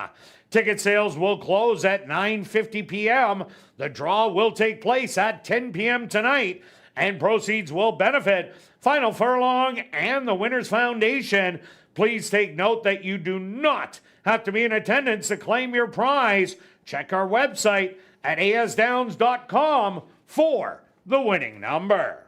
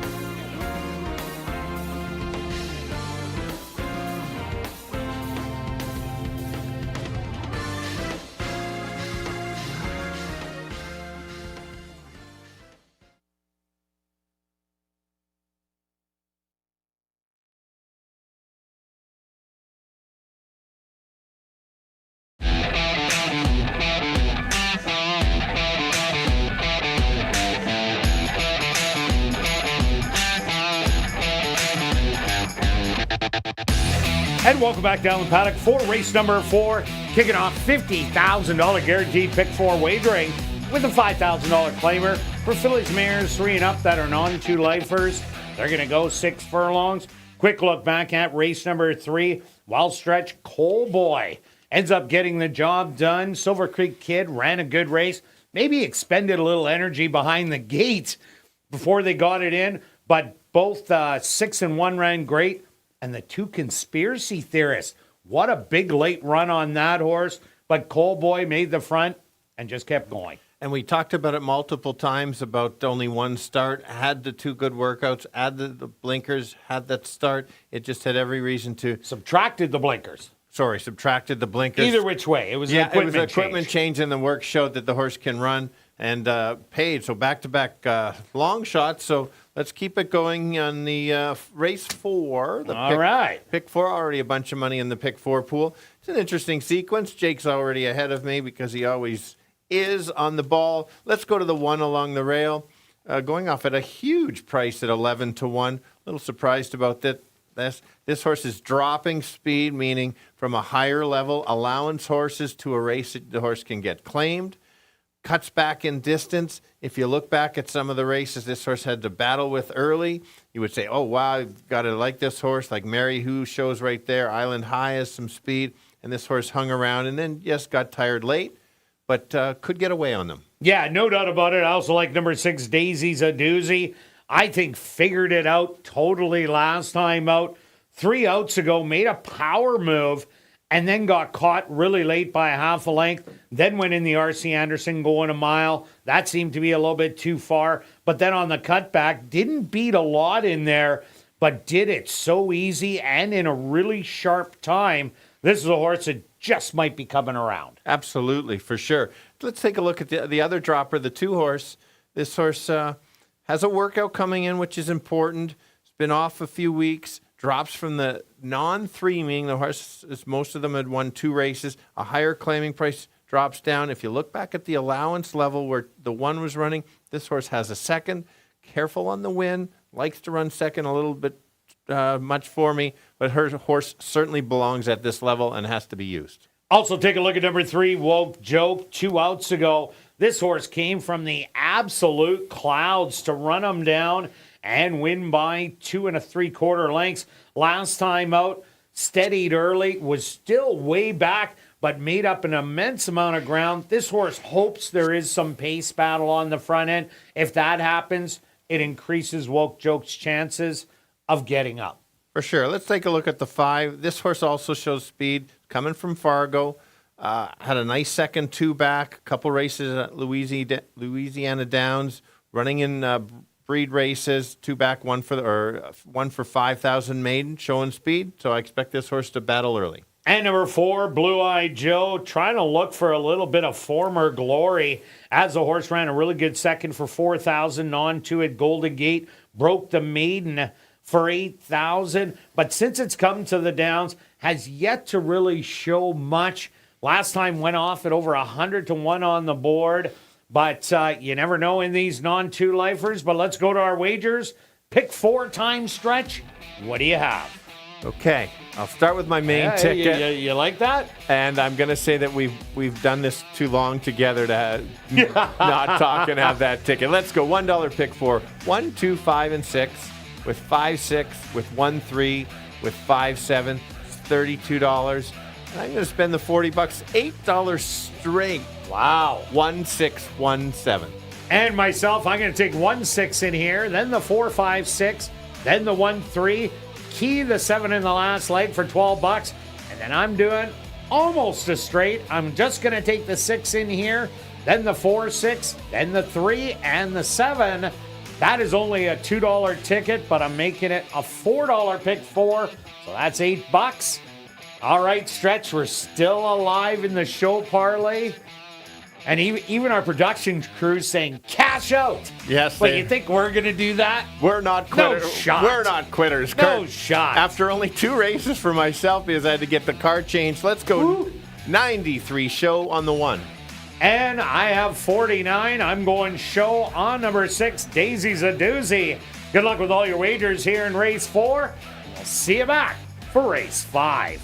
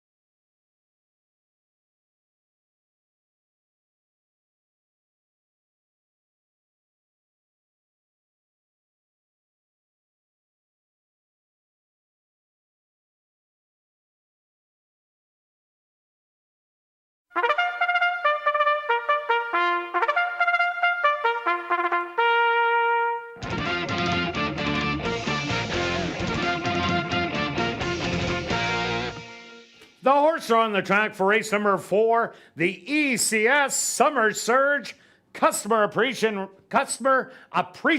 Race. They're going to go 6 furlongs for $10,100. Number 1 is Charmingly Wit, owned by Henry Witt Jr., trained by Lee Delaron with Arthur Badu. Number 2 is Danzig Starstorm, owned by Wind Answer Stable, trained by Wendy Anderson with Ronaldo Cumberbatch. Number 3 is Woke Joke, owned by Bill and Reed Mooney, trained by Bill Mooney with Dario Dalrymple. Number 4 is Blue Eyed Joe, owned by Wendy Anderson and Erna Coney, trained by Wendy Anderson with Javanil Patterson. Number 5 is Get Gussied Up, owned by Leland Kavanaugh and Larry Henry, trained by Perry Kavanaugh with Neville Stevenson. Rounding out the field is number 6, Daisy's a Doozy, owned by Larry Falloon and Ann Champion, trained by Devin Gittins with Demario Bino. The ECS Summer Surge Customer Appreciation Race, here in race number 4. They'll go to post in approximately 3 minutes.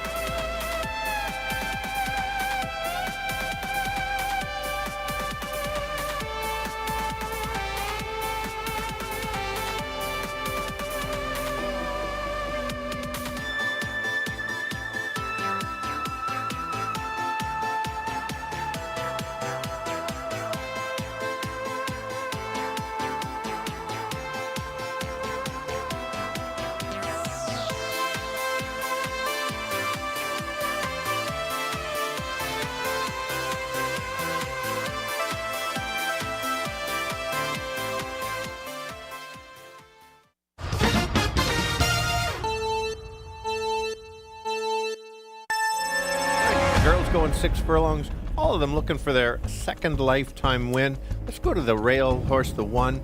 Hopefully can grab the lead and just kind of keep going.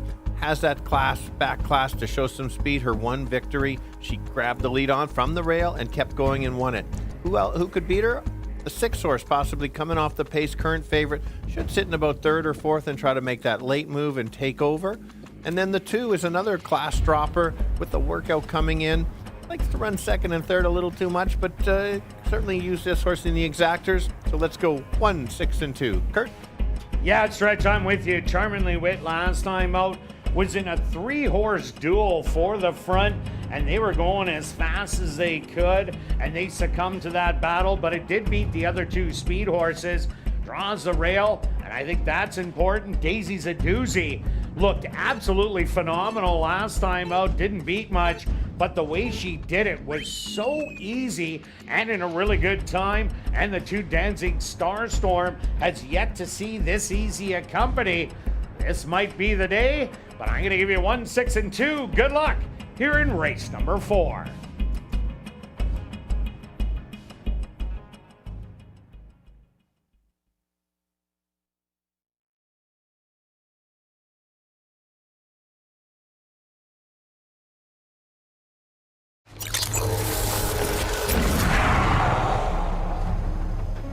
It's now 2 minutes to post time at ASD.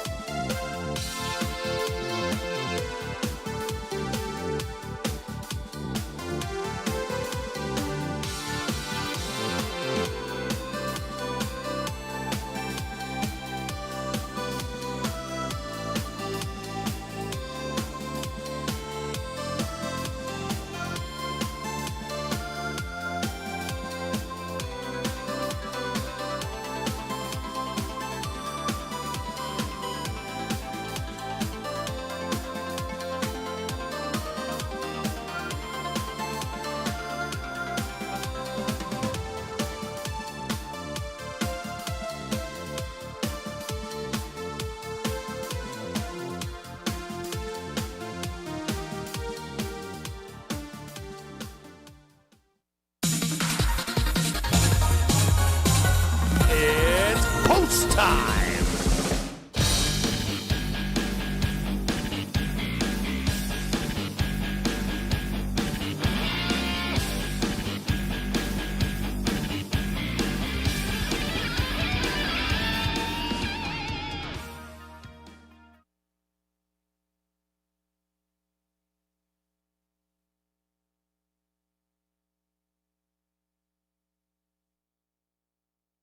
Charmingly wet, the first one into the starting gate.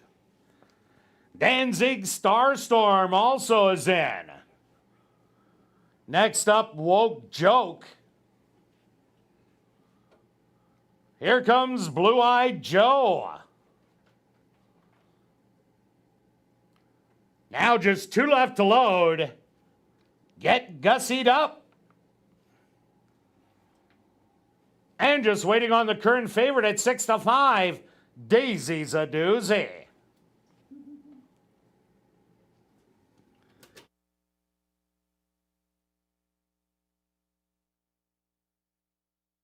Daisy's a doozy is now in. They're at the post. Daisy's a doozy backs away.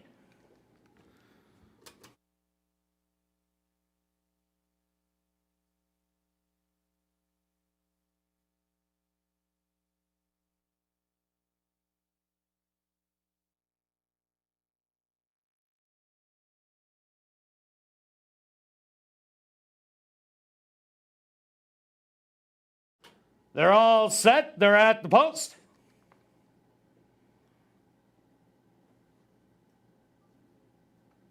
And they're off. Stumbling at the start was Charmingly Wet, but recovers nicely and quickly goes out to secure the front end by 2. Settled back in second. That's Gets Gussied Up on the outside. In the inside, Danzig Starstorm. Daisy's a doozy, looking good back in fourth, only 3 lengths off it. 3 more back to Blue-Eyed Joe. And the trailer, Woke Joke, in a familiar position, a dozen off the lead. The opening quarter, 23-4. And it's Charmingly Wet with a short advantage now as Get Gussied Up and Daisy's a doozy. pulls the trigger 3 wide, and now pokes a nose in front. Daisy's a doozy through a half in 47-1, takes over. Get Gussied up back to second. Charmingly Wit in third. And on the far outside, trying to make a rally, Danzig Starstorm. But a 16th of a mile to go, and Daisy's a doozy. A well-timed ride is going to win by 3. Danzig Starstorm in second. Woke Joke just got up for third and fourth to Get Gussied up.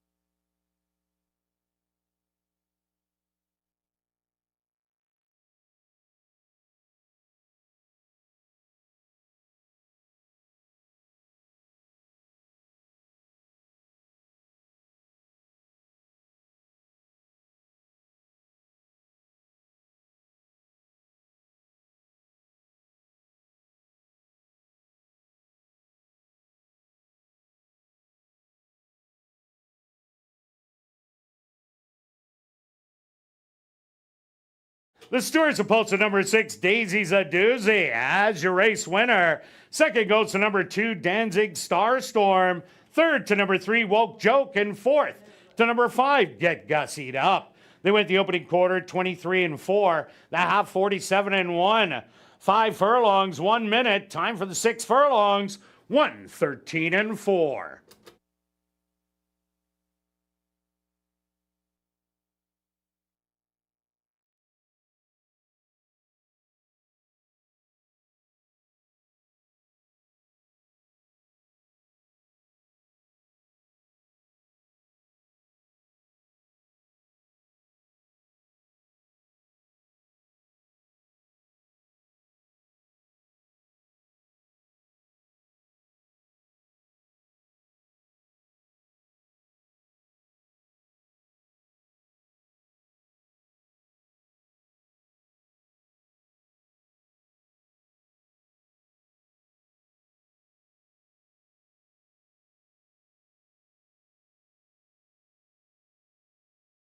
Now entering the winner's enclosure, the official winner here in race number 4. That's number 6, Daisy's a doozy. Daisy's a doozy is a chestnut filly, 3 years old, by Carp Diem, out of the mare Grace of Hearts by Grand Slam. Owned by Larry Falloon and Ann Champion, trained by Devin Gittins, and ridden to victory by Demario Bino. Time for the 6 furlongs, 1:13-4. Number 6, Daisy's a doozy, was proudly bred right here in Manitoba by Larry Falloon.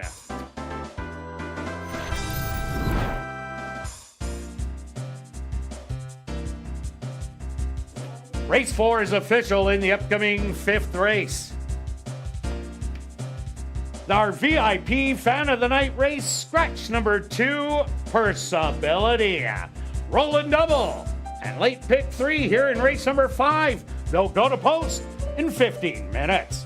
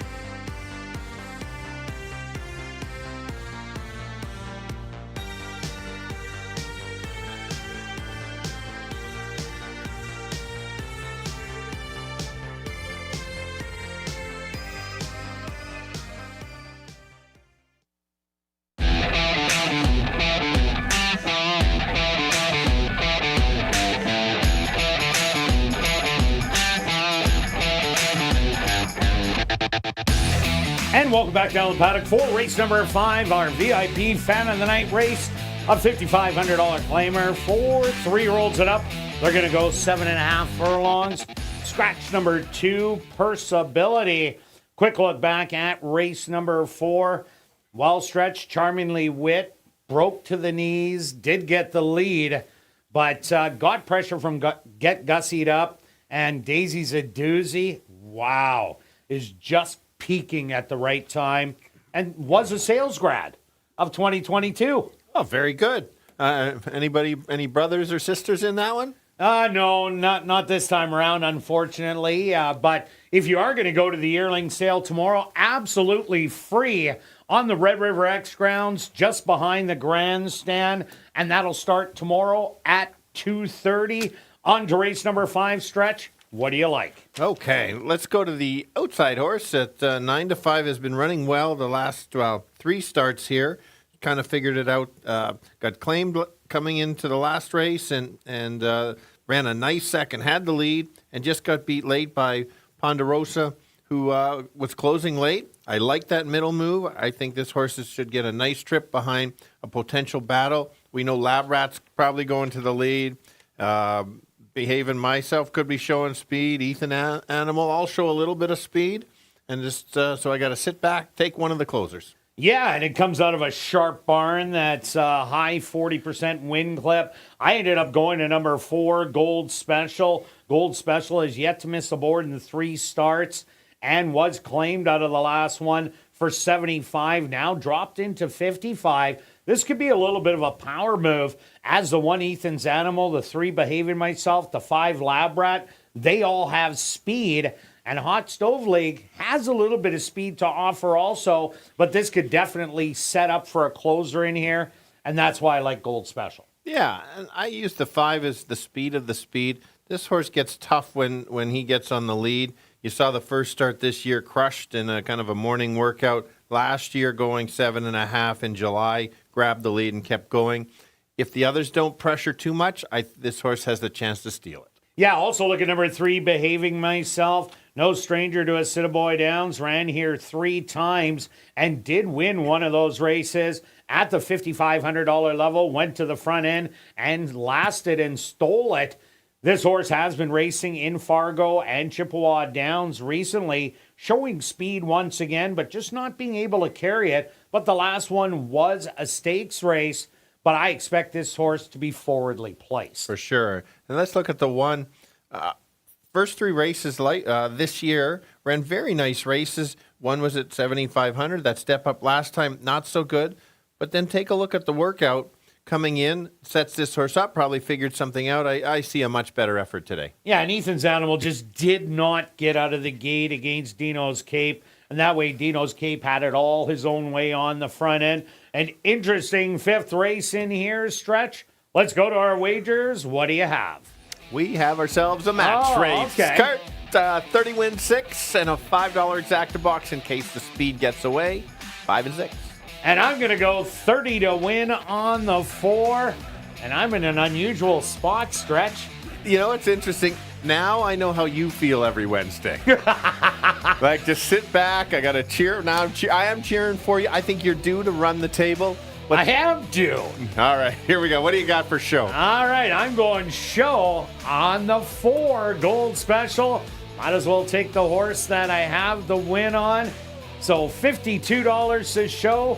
Good luck with all your wagers here in race 5, and we'll see you back for race 6.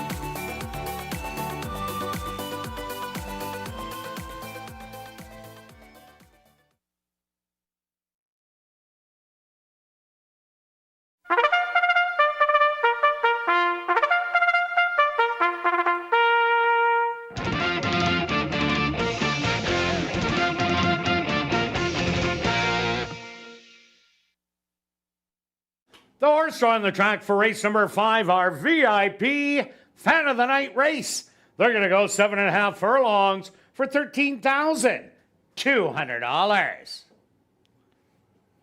Number 1 is Ethan's Animal, owned by Line Life Stable, trained by Ryan DeJarlis with Javanil Patterson. Number 2, Perciability was Scratched. Number 3 is Behaving Myself, owned and trained by Perry Cavanaugh with Neville Stevenson. Number 4 is Gold Special, owned by Henry Witt Jr., trained by Lee Delaron with Dane Dawkins. Number 5 is Lab Rat, owned and trained by Jared Brown with Dario Dalrymple. Rounding out the field is number 6, Hot Stove League, owned by Murray Clear Sky, trained by Will Taranjo with Rashad Knights. Our VIP Fan of the Night race. Here in race number 5, they'll go to post in approximately 3 minutes.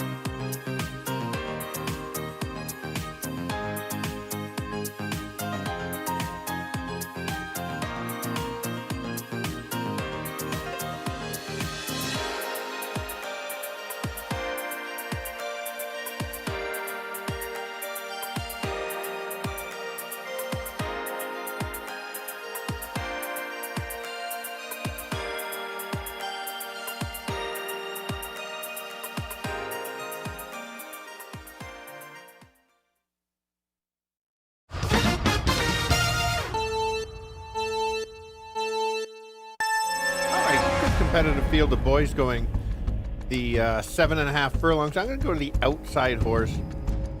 Hot Stove League has been running so well lately, has sat just off the pace, maybe moved a little bit early last time and got beat by another closer. I think this horse can sit back and wait and make that move. Who does he have to catch? That's the 5. Lab Rat's the speed of the speed. He's going to try to go gate to wire, has the ability, and gets very brave when he's on the front end. And if the speed backs up, the one will be sitting in the weeds. That'll be the 4. So let's go 6, 5, and 4. Kirt? Yeah, Stretch, I see a lot of speed in here. I see the 1 Ethan's Animal, the 3 Behaving Myself, and the 5 Lab Rat to go out and press the front end. So I went to Gold Special, who likes being a stalker. The best racing is just off the pace, making a late rally. So I think that's what he's going to do today. I do also like Hot Stove League. Has yet to run a bad race and gets better as they've gone around 2 turns. And rounding it out, Lab Rat, as you said, toyed with them first time out and might be the predominant speed, but I'm going to give you 4, 6, and 5. Good luck here in race number 5.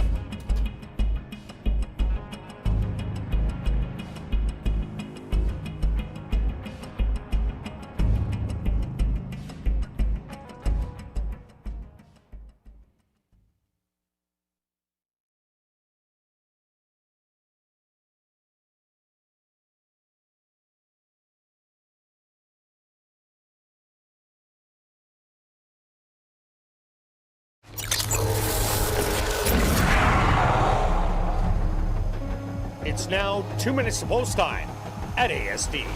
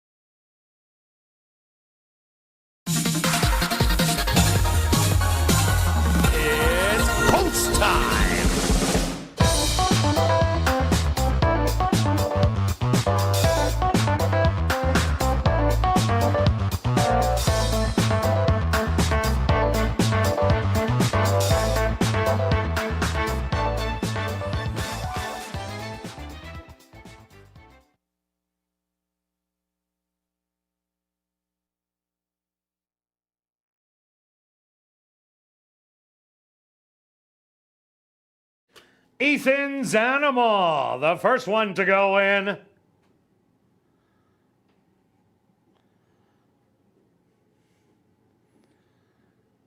Behaving Myself also is in. Next up, the 6-5 favorite from the middle, Gold Special. Just 2 left to load, Lab Rat.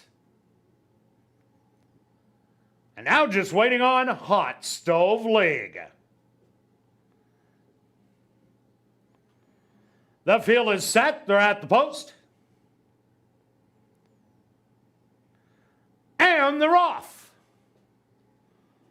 On the inside, Ethan's Animal. Showing good early speed, but matched on the outside by Lab Rat, who wants to lead a little bit more. Settle back in third, Behaving Myself. Then it's Hot Stove League and Gold Special, the early trailer, but only 6 off of it. The leader now, Lab Rat, takes over by 2 lengths through a quick opening quarter in 24-4. Back to second, Ethan's Animal, Behaving Myself on the outside in third. Then it's Hot Stove League and Gold Special. Now about 8 lengths off of it, but it's still Lab Rat trying to take it from gate to wire. The half 48-4. Ethan's Animal on the rail. Hot Stove League to the outside. Then it's Behaving Myself and starting to rally from the back. Gold Special. But Lab Rat still in control. As he peeks back, he's up by a length and a half on the inside. Ethan's Animal. Hot Stove League seems stalled on the outside. 3/4, 1:13-4. And Lab Rat now re-breaks on the field and is coasting at the 16th pole. Lab Rat is going to win by 4. Ethan's Animal in second. Third's going to go to Hot Stove League, and fourth to Gold Special.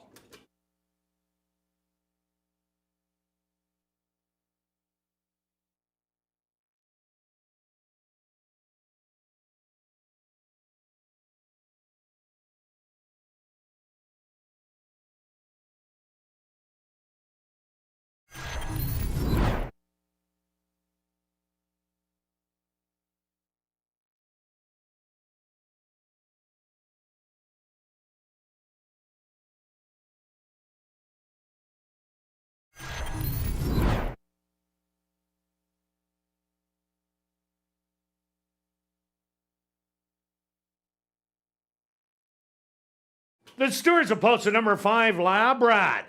As a race winner, second goes to number 1, Ethan's Animal. Third to number 6, Hot Stove League. And fourth to number 4, Gold Special. They went the opening quarter 24-4, the half 48-4, 6 furlongs, 113-4, 7 furlongs, 127. Time for the 7.5 furlongs, 133-4.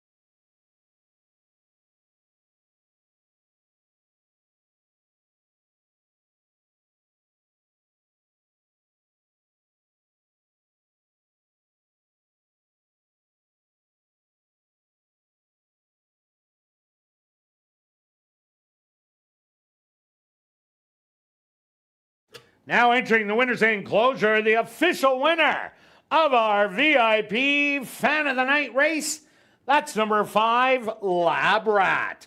Lab Rat is a gray roan gelding, 5 years old by race day, out of the mare's Skinner box by Freud. Owned and trained by Jared Brown, and ridden to victory by Dario Dalrymple. Time for the 7.5 furlongs, 1:33 and 4.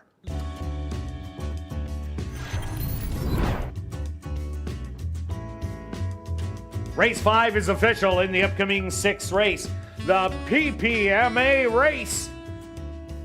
Kicking off the first of 2 classic high 5 races. Scratch number 7, Baxter. The PPMA race. Here in race number 6, they'll go to post in approximately 15 minutes.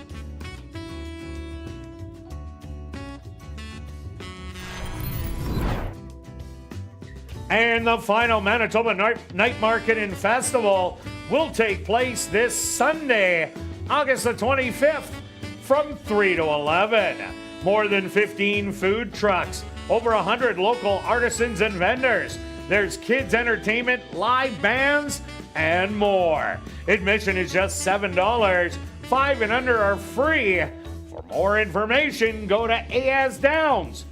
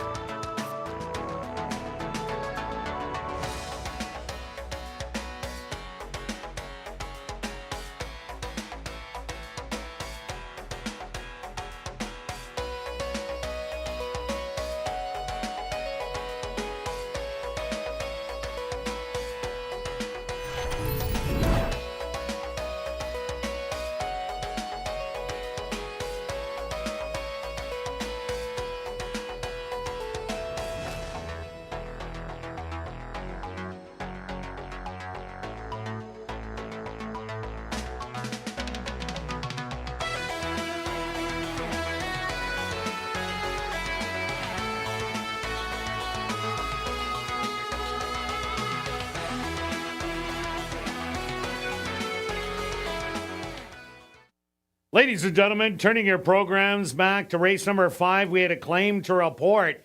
Claim for $5,500 was your race winner, number 5, Labrat, claimed by Monique Goulet, trainer Will Toronjo.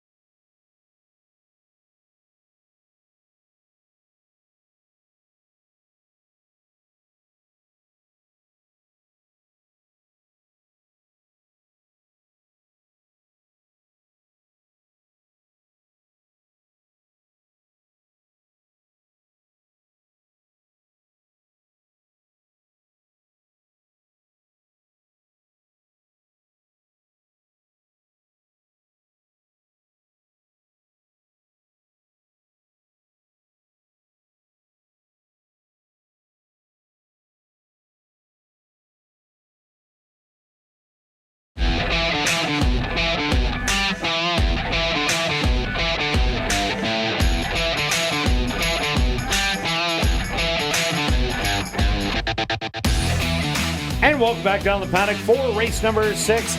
We have an allowance race. 4 3-and-up maidens are going to go 1 mile. Scratch number 7, Baxter. Quick look back at race number 5.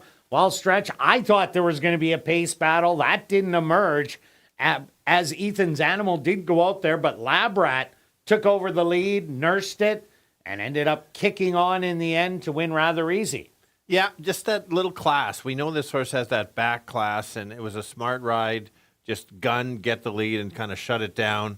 I thought it was a smart ride. The others tried to chase and get there, and that's what happened. It's still kind of a fair track, kind of speed favor. Like, it's not a deep closer unless there's a duel in the race. Yeah, no doubt about it. Okay, on to race number 6. Who do you like? All right, I'm going to the rail horse. I'm going to need some help with the speed to back up, but I like how this horse has been running. Last time ran a nice race, a little too short.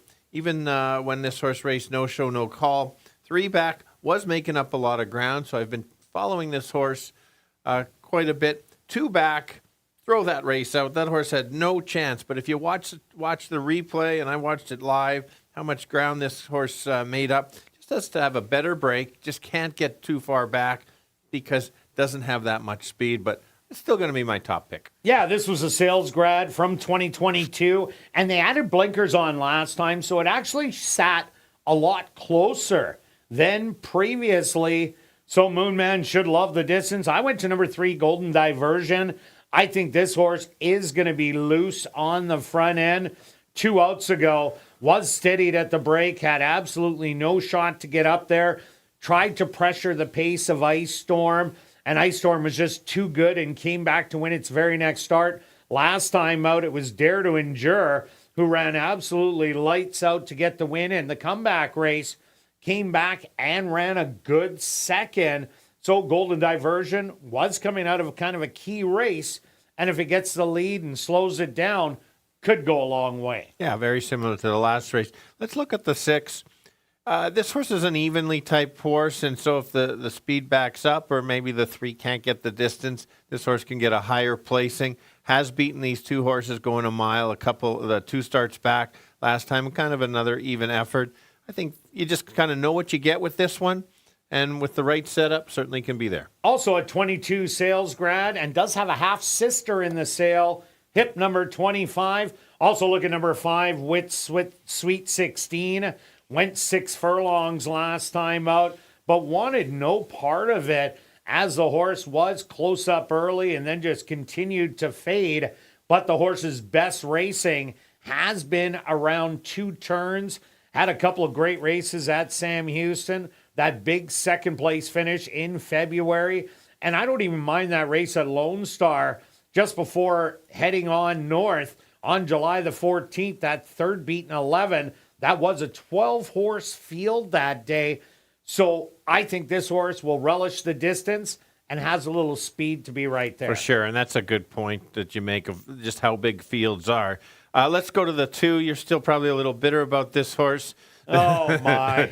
I am. This horse likes to close, but it's a slow close. The horse can go the distance. That's not the problem.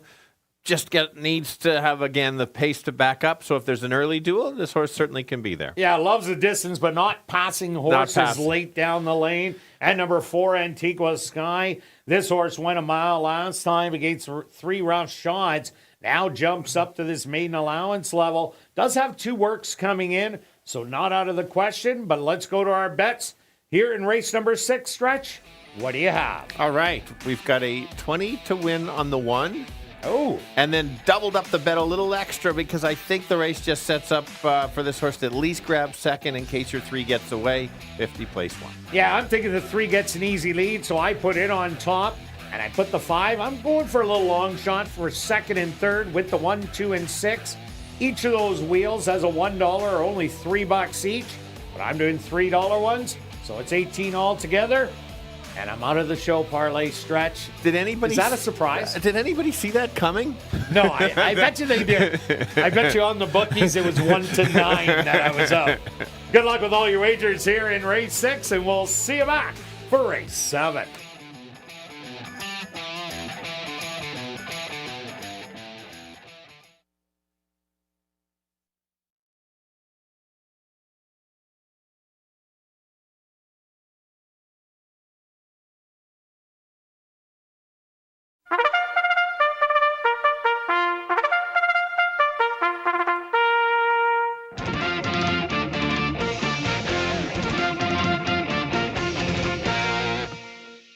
The horse on the track for race number 6, the PPMA race. They're going to go 1 mile for $20,000. Number 1 is Moonman Rules, owned by Hetty Kling, trained by Maria Stanford with Neville Stevenson. Number 2 is 3 Rough Shots, owned and trained by Terry Cole with Praven Badry. Number 3 is Golden Diversion, owned by Gorno Brothers 2.0, trained by Lee Delaron with Sven Bowrow. Number 4 is Antigua Sky, owned by Stella Racing, trained by Stephen Gaskin with Sachin Paris. Number 5 is Wit Sweet 16, owned by Henry Witt Jr., trained by Lee Delaron with Arthur Badu.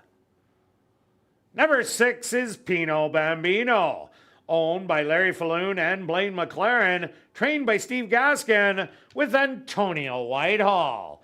Number 7, Baxter was scratched. Classic high five wagering for this PPMA race. Here in race number 6, they'll go to post in approximately 3 minutes.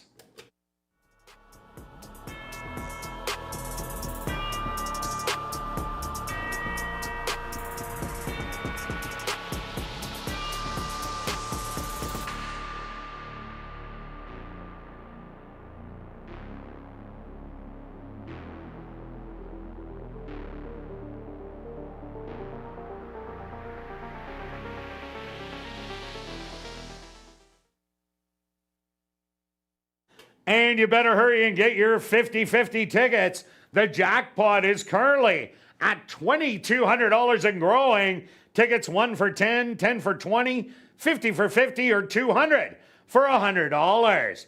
You can get your tickets, guest services, VLT cashier's cage, the 50-50 ticket seller, or at 5050.asdowns.com. Ticket sales will close at 9:50 p.m., just a little over 8 minutes away. So get your tickets now.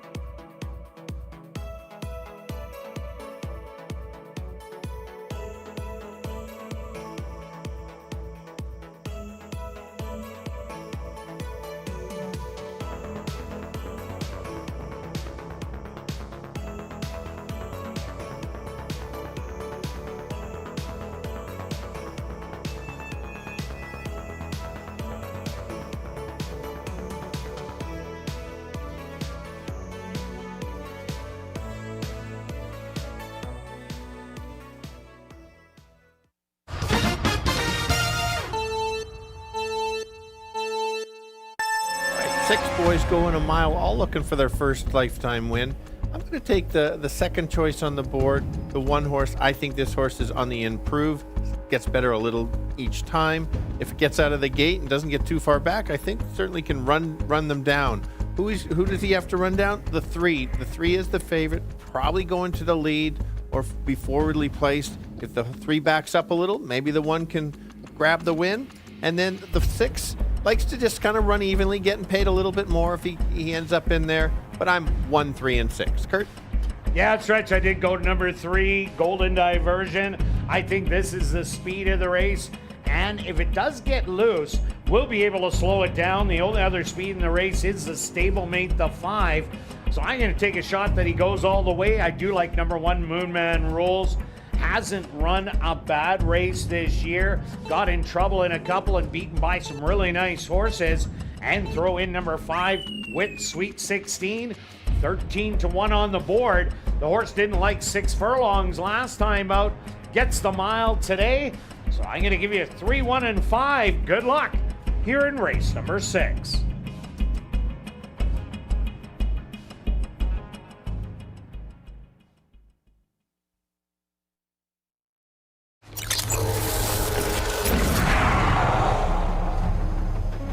It's now 2 minutes to post time at ASD.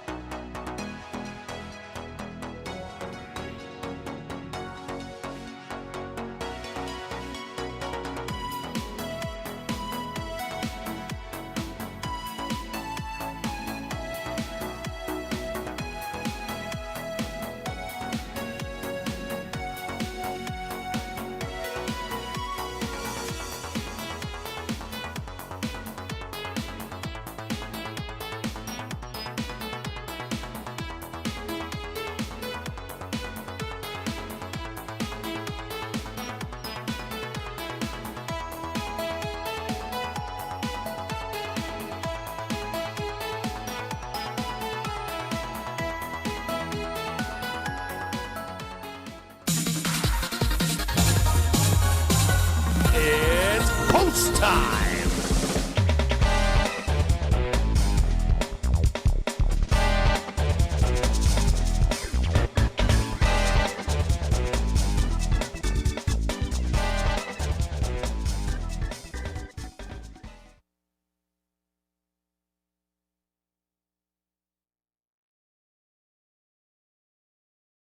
Moonman Rules, the first one securing the starting gate.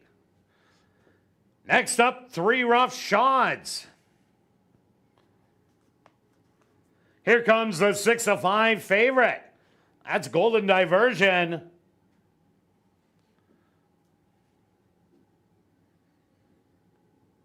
Antigua Sky moves in.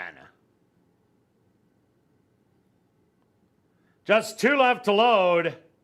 Wit Sweet 16.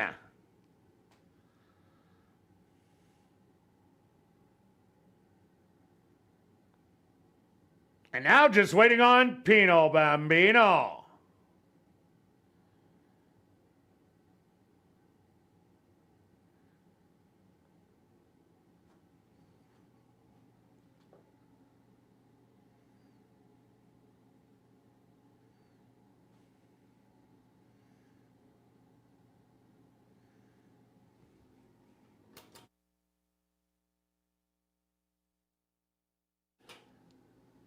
Pino Bambino now in. They're at the post.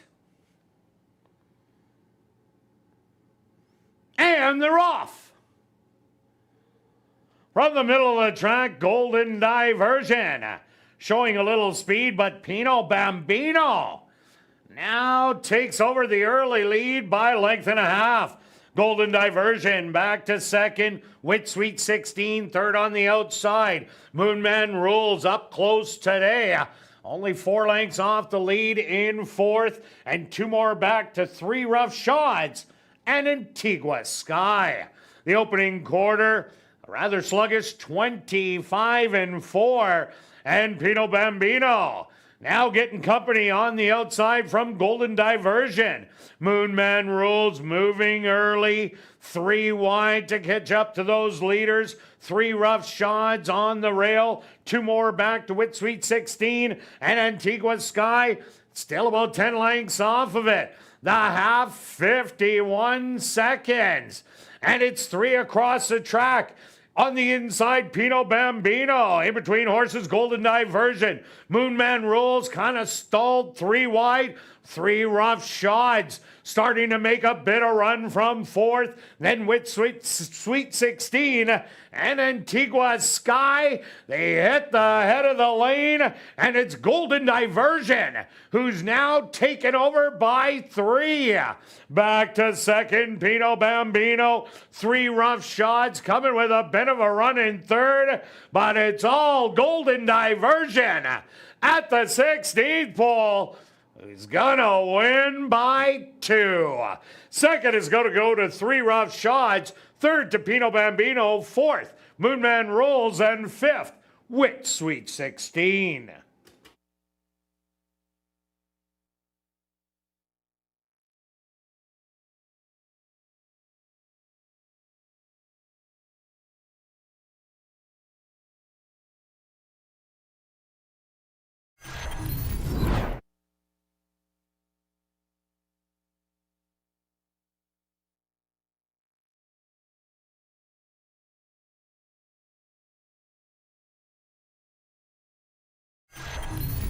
The Stewart's supposed to number 3, Golden Diversion. As a race winner, second goes to number 2, 3 Rough Shots. Third to number 6, Pino Bambino. Fourth to number 1, Moonman Rules. And fifth to number 5, Wit Sweet 16. They went the opening quarter 25-4. The half 51 seconds. 6 furlongs, 116. 7 furlongs, 129-1. Time for the mile, 1:43-2.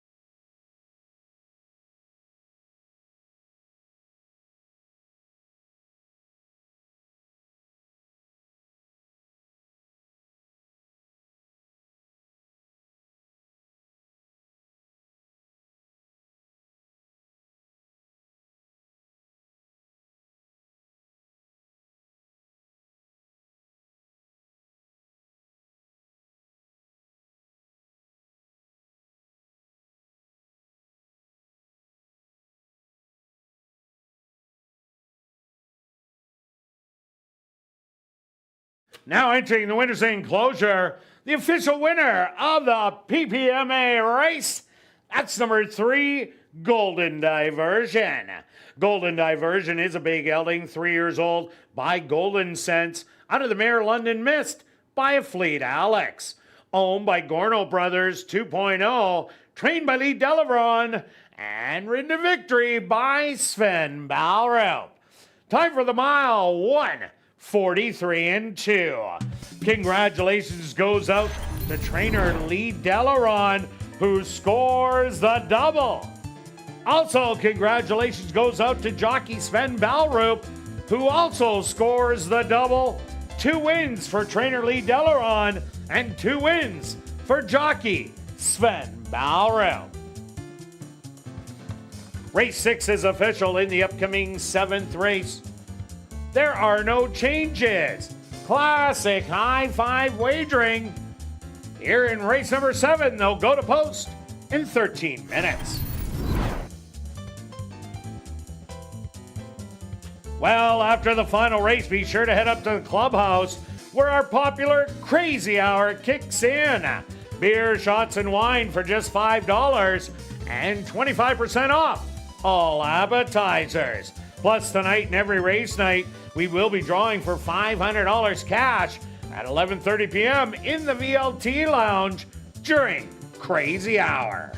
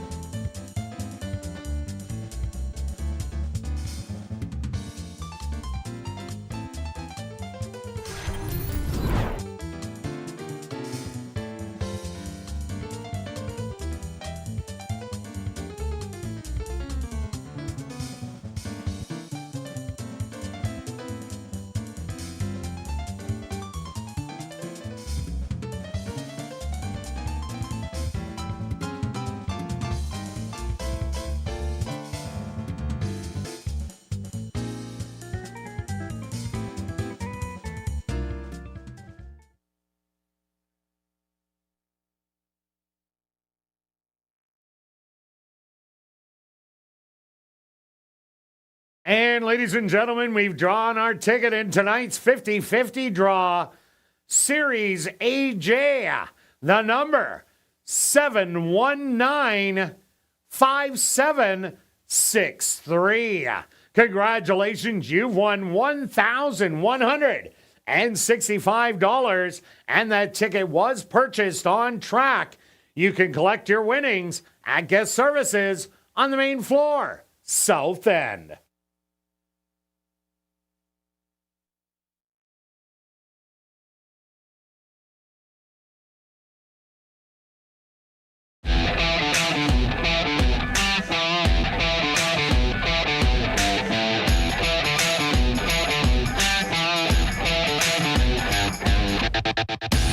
And welcome back down the paddock for race number 7 for this $3,000 claimer. For fillies, mares 3 and up that are non-winners of the year, they're going to go 7 furlongs.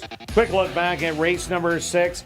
Wild Stretch Golden Diversion was, I thought, going to be on the front end, but Pino Bambino went out there, tried to steal it, but Golden Diversion in the end was the best. Absolutely. Just sat in the right spot, kind of ran evenly and took over.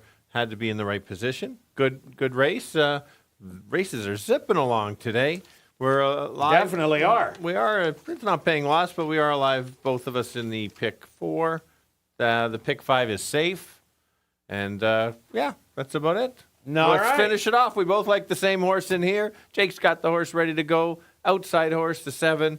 I like how the track is playing. This is the right type of horse for the track surface. And that is the 7 going right to the lead and see how far she can go. Last time she had a bit of pressure.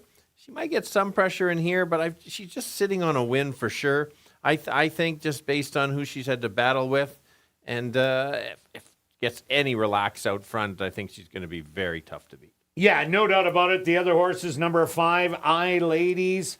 She had a flat race 2 outs ago, but ran huge last time out as the favorite. Only lost by a half a length. 3 outs ago, ran another big race against Otter Pop, and She's My Priority, who did beat her last time out, where she closed a ton of ground.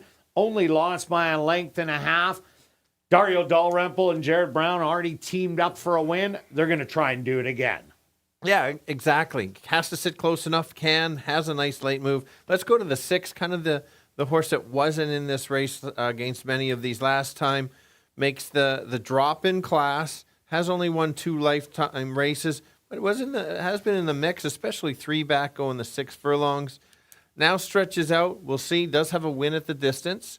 I think this horse is a shot to be in the money for sure. Yeah, no doubt about it. Also like number 3, Anna Kazana. She'll be forwardly placed in here. Last time she wasn't. They kind of took her back. I expect her to go towards the front end, and that will increase her chances at a big placing. Yeah, and look at the 4. Doesn't go around 2 turns very often, but you see on the form, the 7 furlong in the mile has finished a couple thirds. I think that same thing could happen in here. Sit back, make a late run. And the 1, Scarlet's Flower, gets the dream post position number 1, going 7 furlongs, ran big 2 outs ago to a runaway winner on the front end, runaway A-Train. Last time out, a belated rally after hopping at the break. But watch out, this is definitely one you could throw in. And the 2 is a maiden, but clearly they were looking for a distance for this horse, and they've decided to go into this one and probably try to make a late close. If there's an early battle, maybe pick up a 3rd or 4th place finish. All right, let's go to our wagers here in race 7, Stretch. What do you have to close it out? Well, very similar to you. I'm just in case. $5 tri wheel, 5-7 with 5-7 with 1-2-6.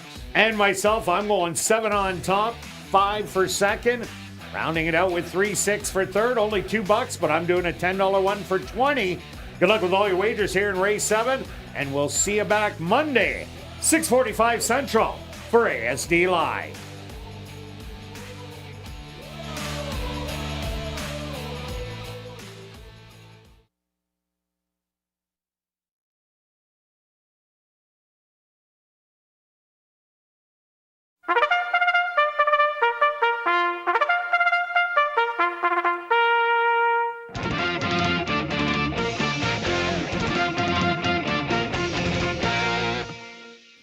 Next on the track for race number 7, they're going to go 7 furlongs for $10,000. Number 1 is Scarlet's Flower, owned by Back on Track Stables, trained by Jennifer Jordan with Javanil Patterson. Number 2 is In Our Dreams, owned by Catherine Ursel, trained by Carl Anderson with Sven Balro. Number 3 is Anna Kazana, owned by All for One Stables, trained by Shelley Brown with Antonio Whitehall. Number 4 is Just for Charlotte, owned by Vela K. Butler, trained by Jennifer Jordan with Dane Dawkins. Number 5 is I Ladies, owned by Lucky 8 Stable, Jared Brown and Sue Crane, trained by Jared Brown with Dario Dalrymple. Number 6 is Golden Train, owned and trained by Andre Ellis with Chavi and Chow. Rounding out the field is number 7, Philly Fatale, owned by Wind Dancer Stable, trained by Wendy Anderson with Demario Bino. Classic high five wagering. Here in race number 7, they'll go to post in approximately 3 minutes.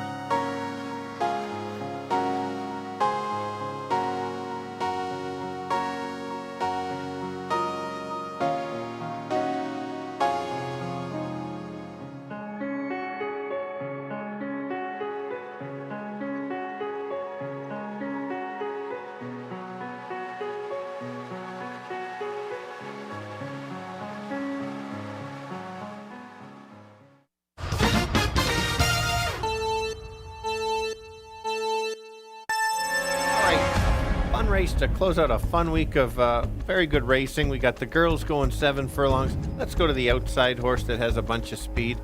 She showed speed last time, got pressured and kind of tired late. I think this time she can grab the lead, and if it doesn't get too much pressure, just can go gate to wire. If she does get tired, who's going to try to pass her late? I think that's the 5. Last time she did pass her late. Sits close enough, same thing could happen. And the other one to consider at a bit of a price is the 6. Comes from a different race, a little classier. So let's go 7, 5, and 6. Kirt? Yeah, Stretch, I agree with you. Number 7, Philly Fatale. If she doesn't get pressure on the front end, I think she's going to go all the way. I Ladies wants to see someone go after the 7. It could be the 6 or the 3 to set up for her late running style. And the 3, Anna Kazana. She will be forwardly placed in here and should be able to get a good trip on the inside. But my bomb is number 1, Scarlet's Flower.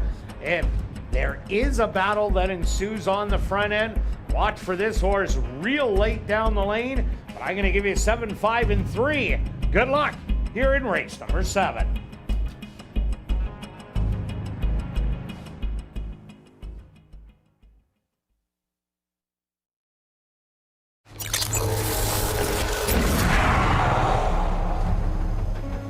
It's now 2 minutes to post time at ASD.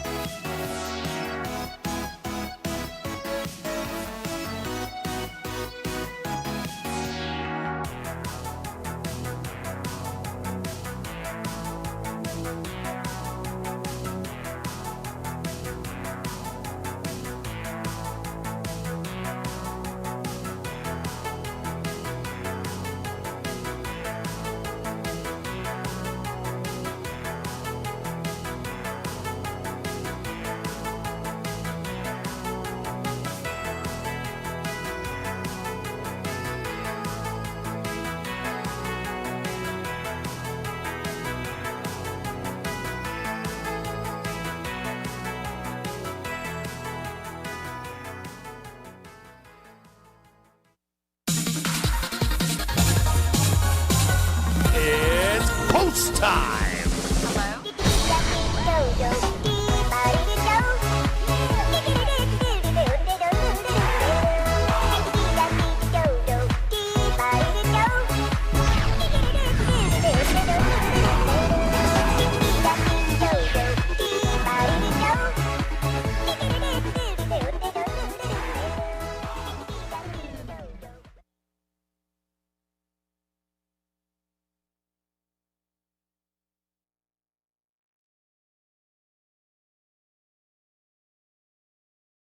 Scarlet's Flower, first one to go in for the nightcap. Next up, In Our Dreams.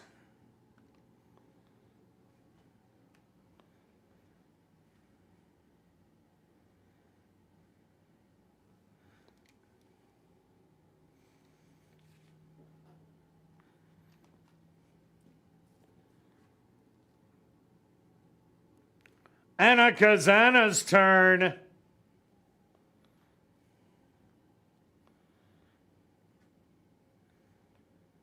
Next up, Just for Charlotte.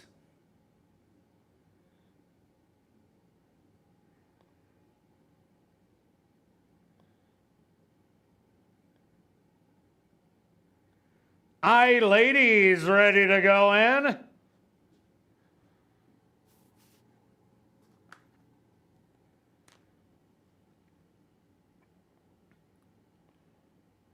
Just 2 left to load.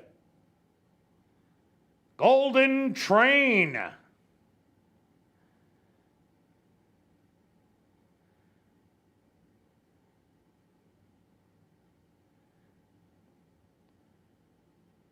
And just waiting on Philly Fatale.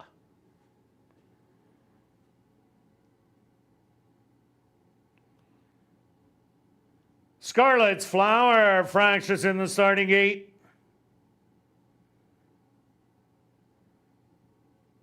She's now settled.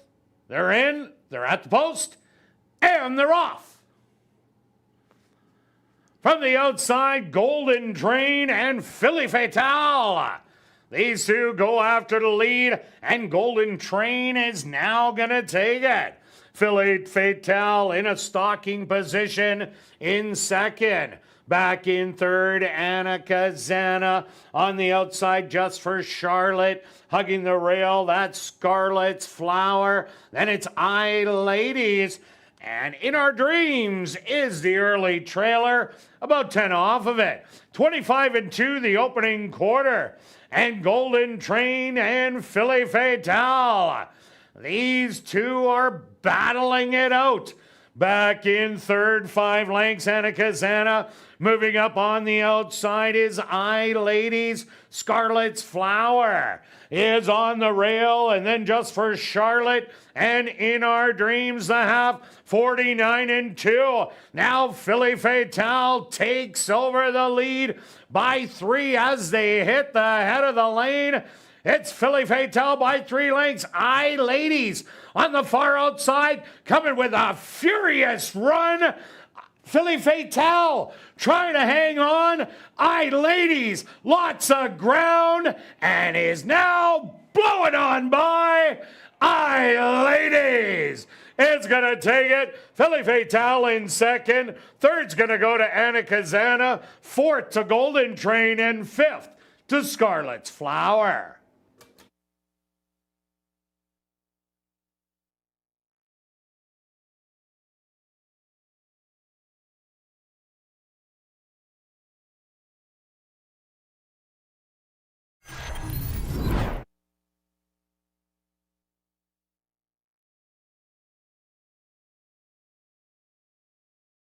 The Stewarts are posted number 5, Ladies. As your race winner, second goes to number 7, Philly Fatale. Third to number 3, Anna Kazana. Fourth to number 6, Golden Train. And fifth to number 1, Scarlet's Flower. They went the opening quarter 25-2. The half 49-2. 6 furlongs, 115-3. Time for the 7 furlongs, 129-3.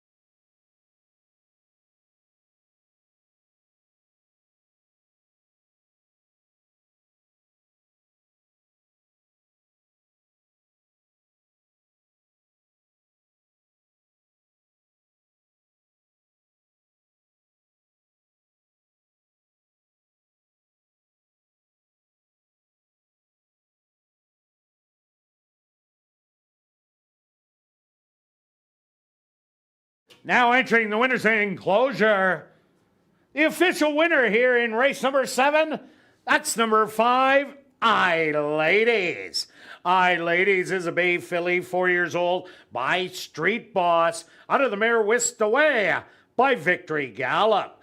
Owned by Lucky 8 Stable, Jared Brown and Sue Crane, trained by Jared Brown, and ridden to victory by Dario Dalrymple.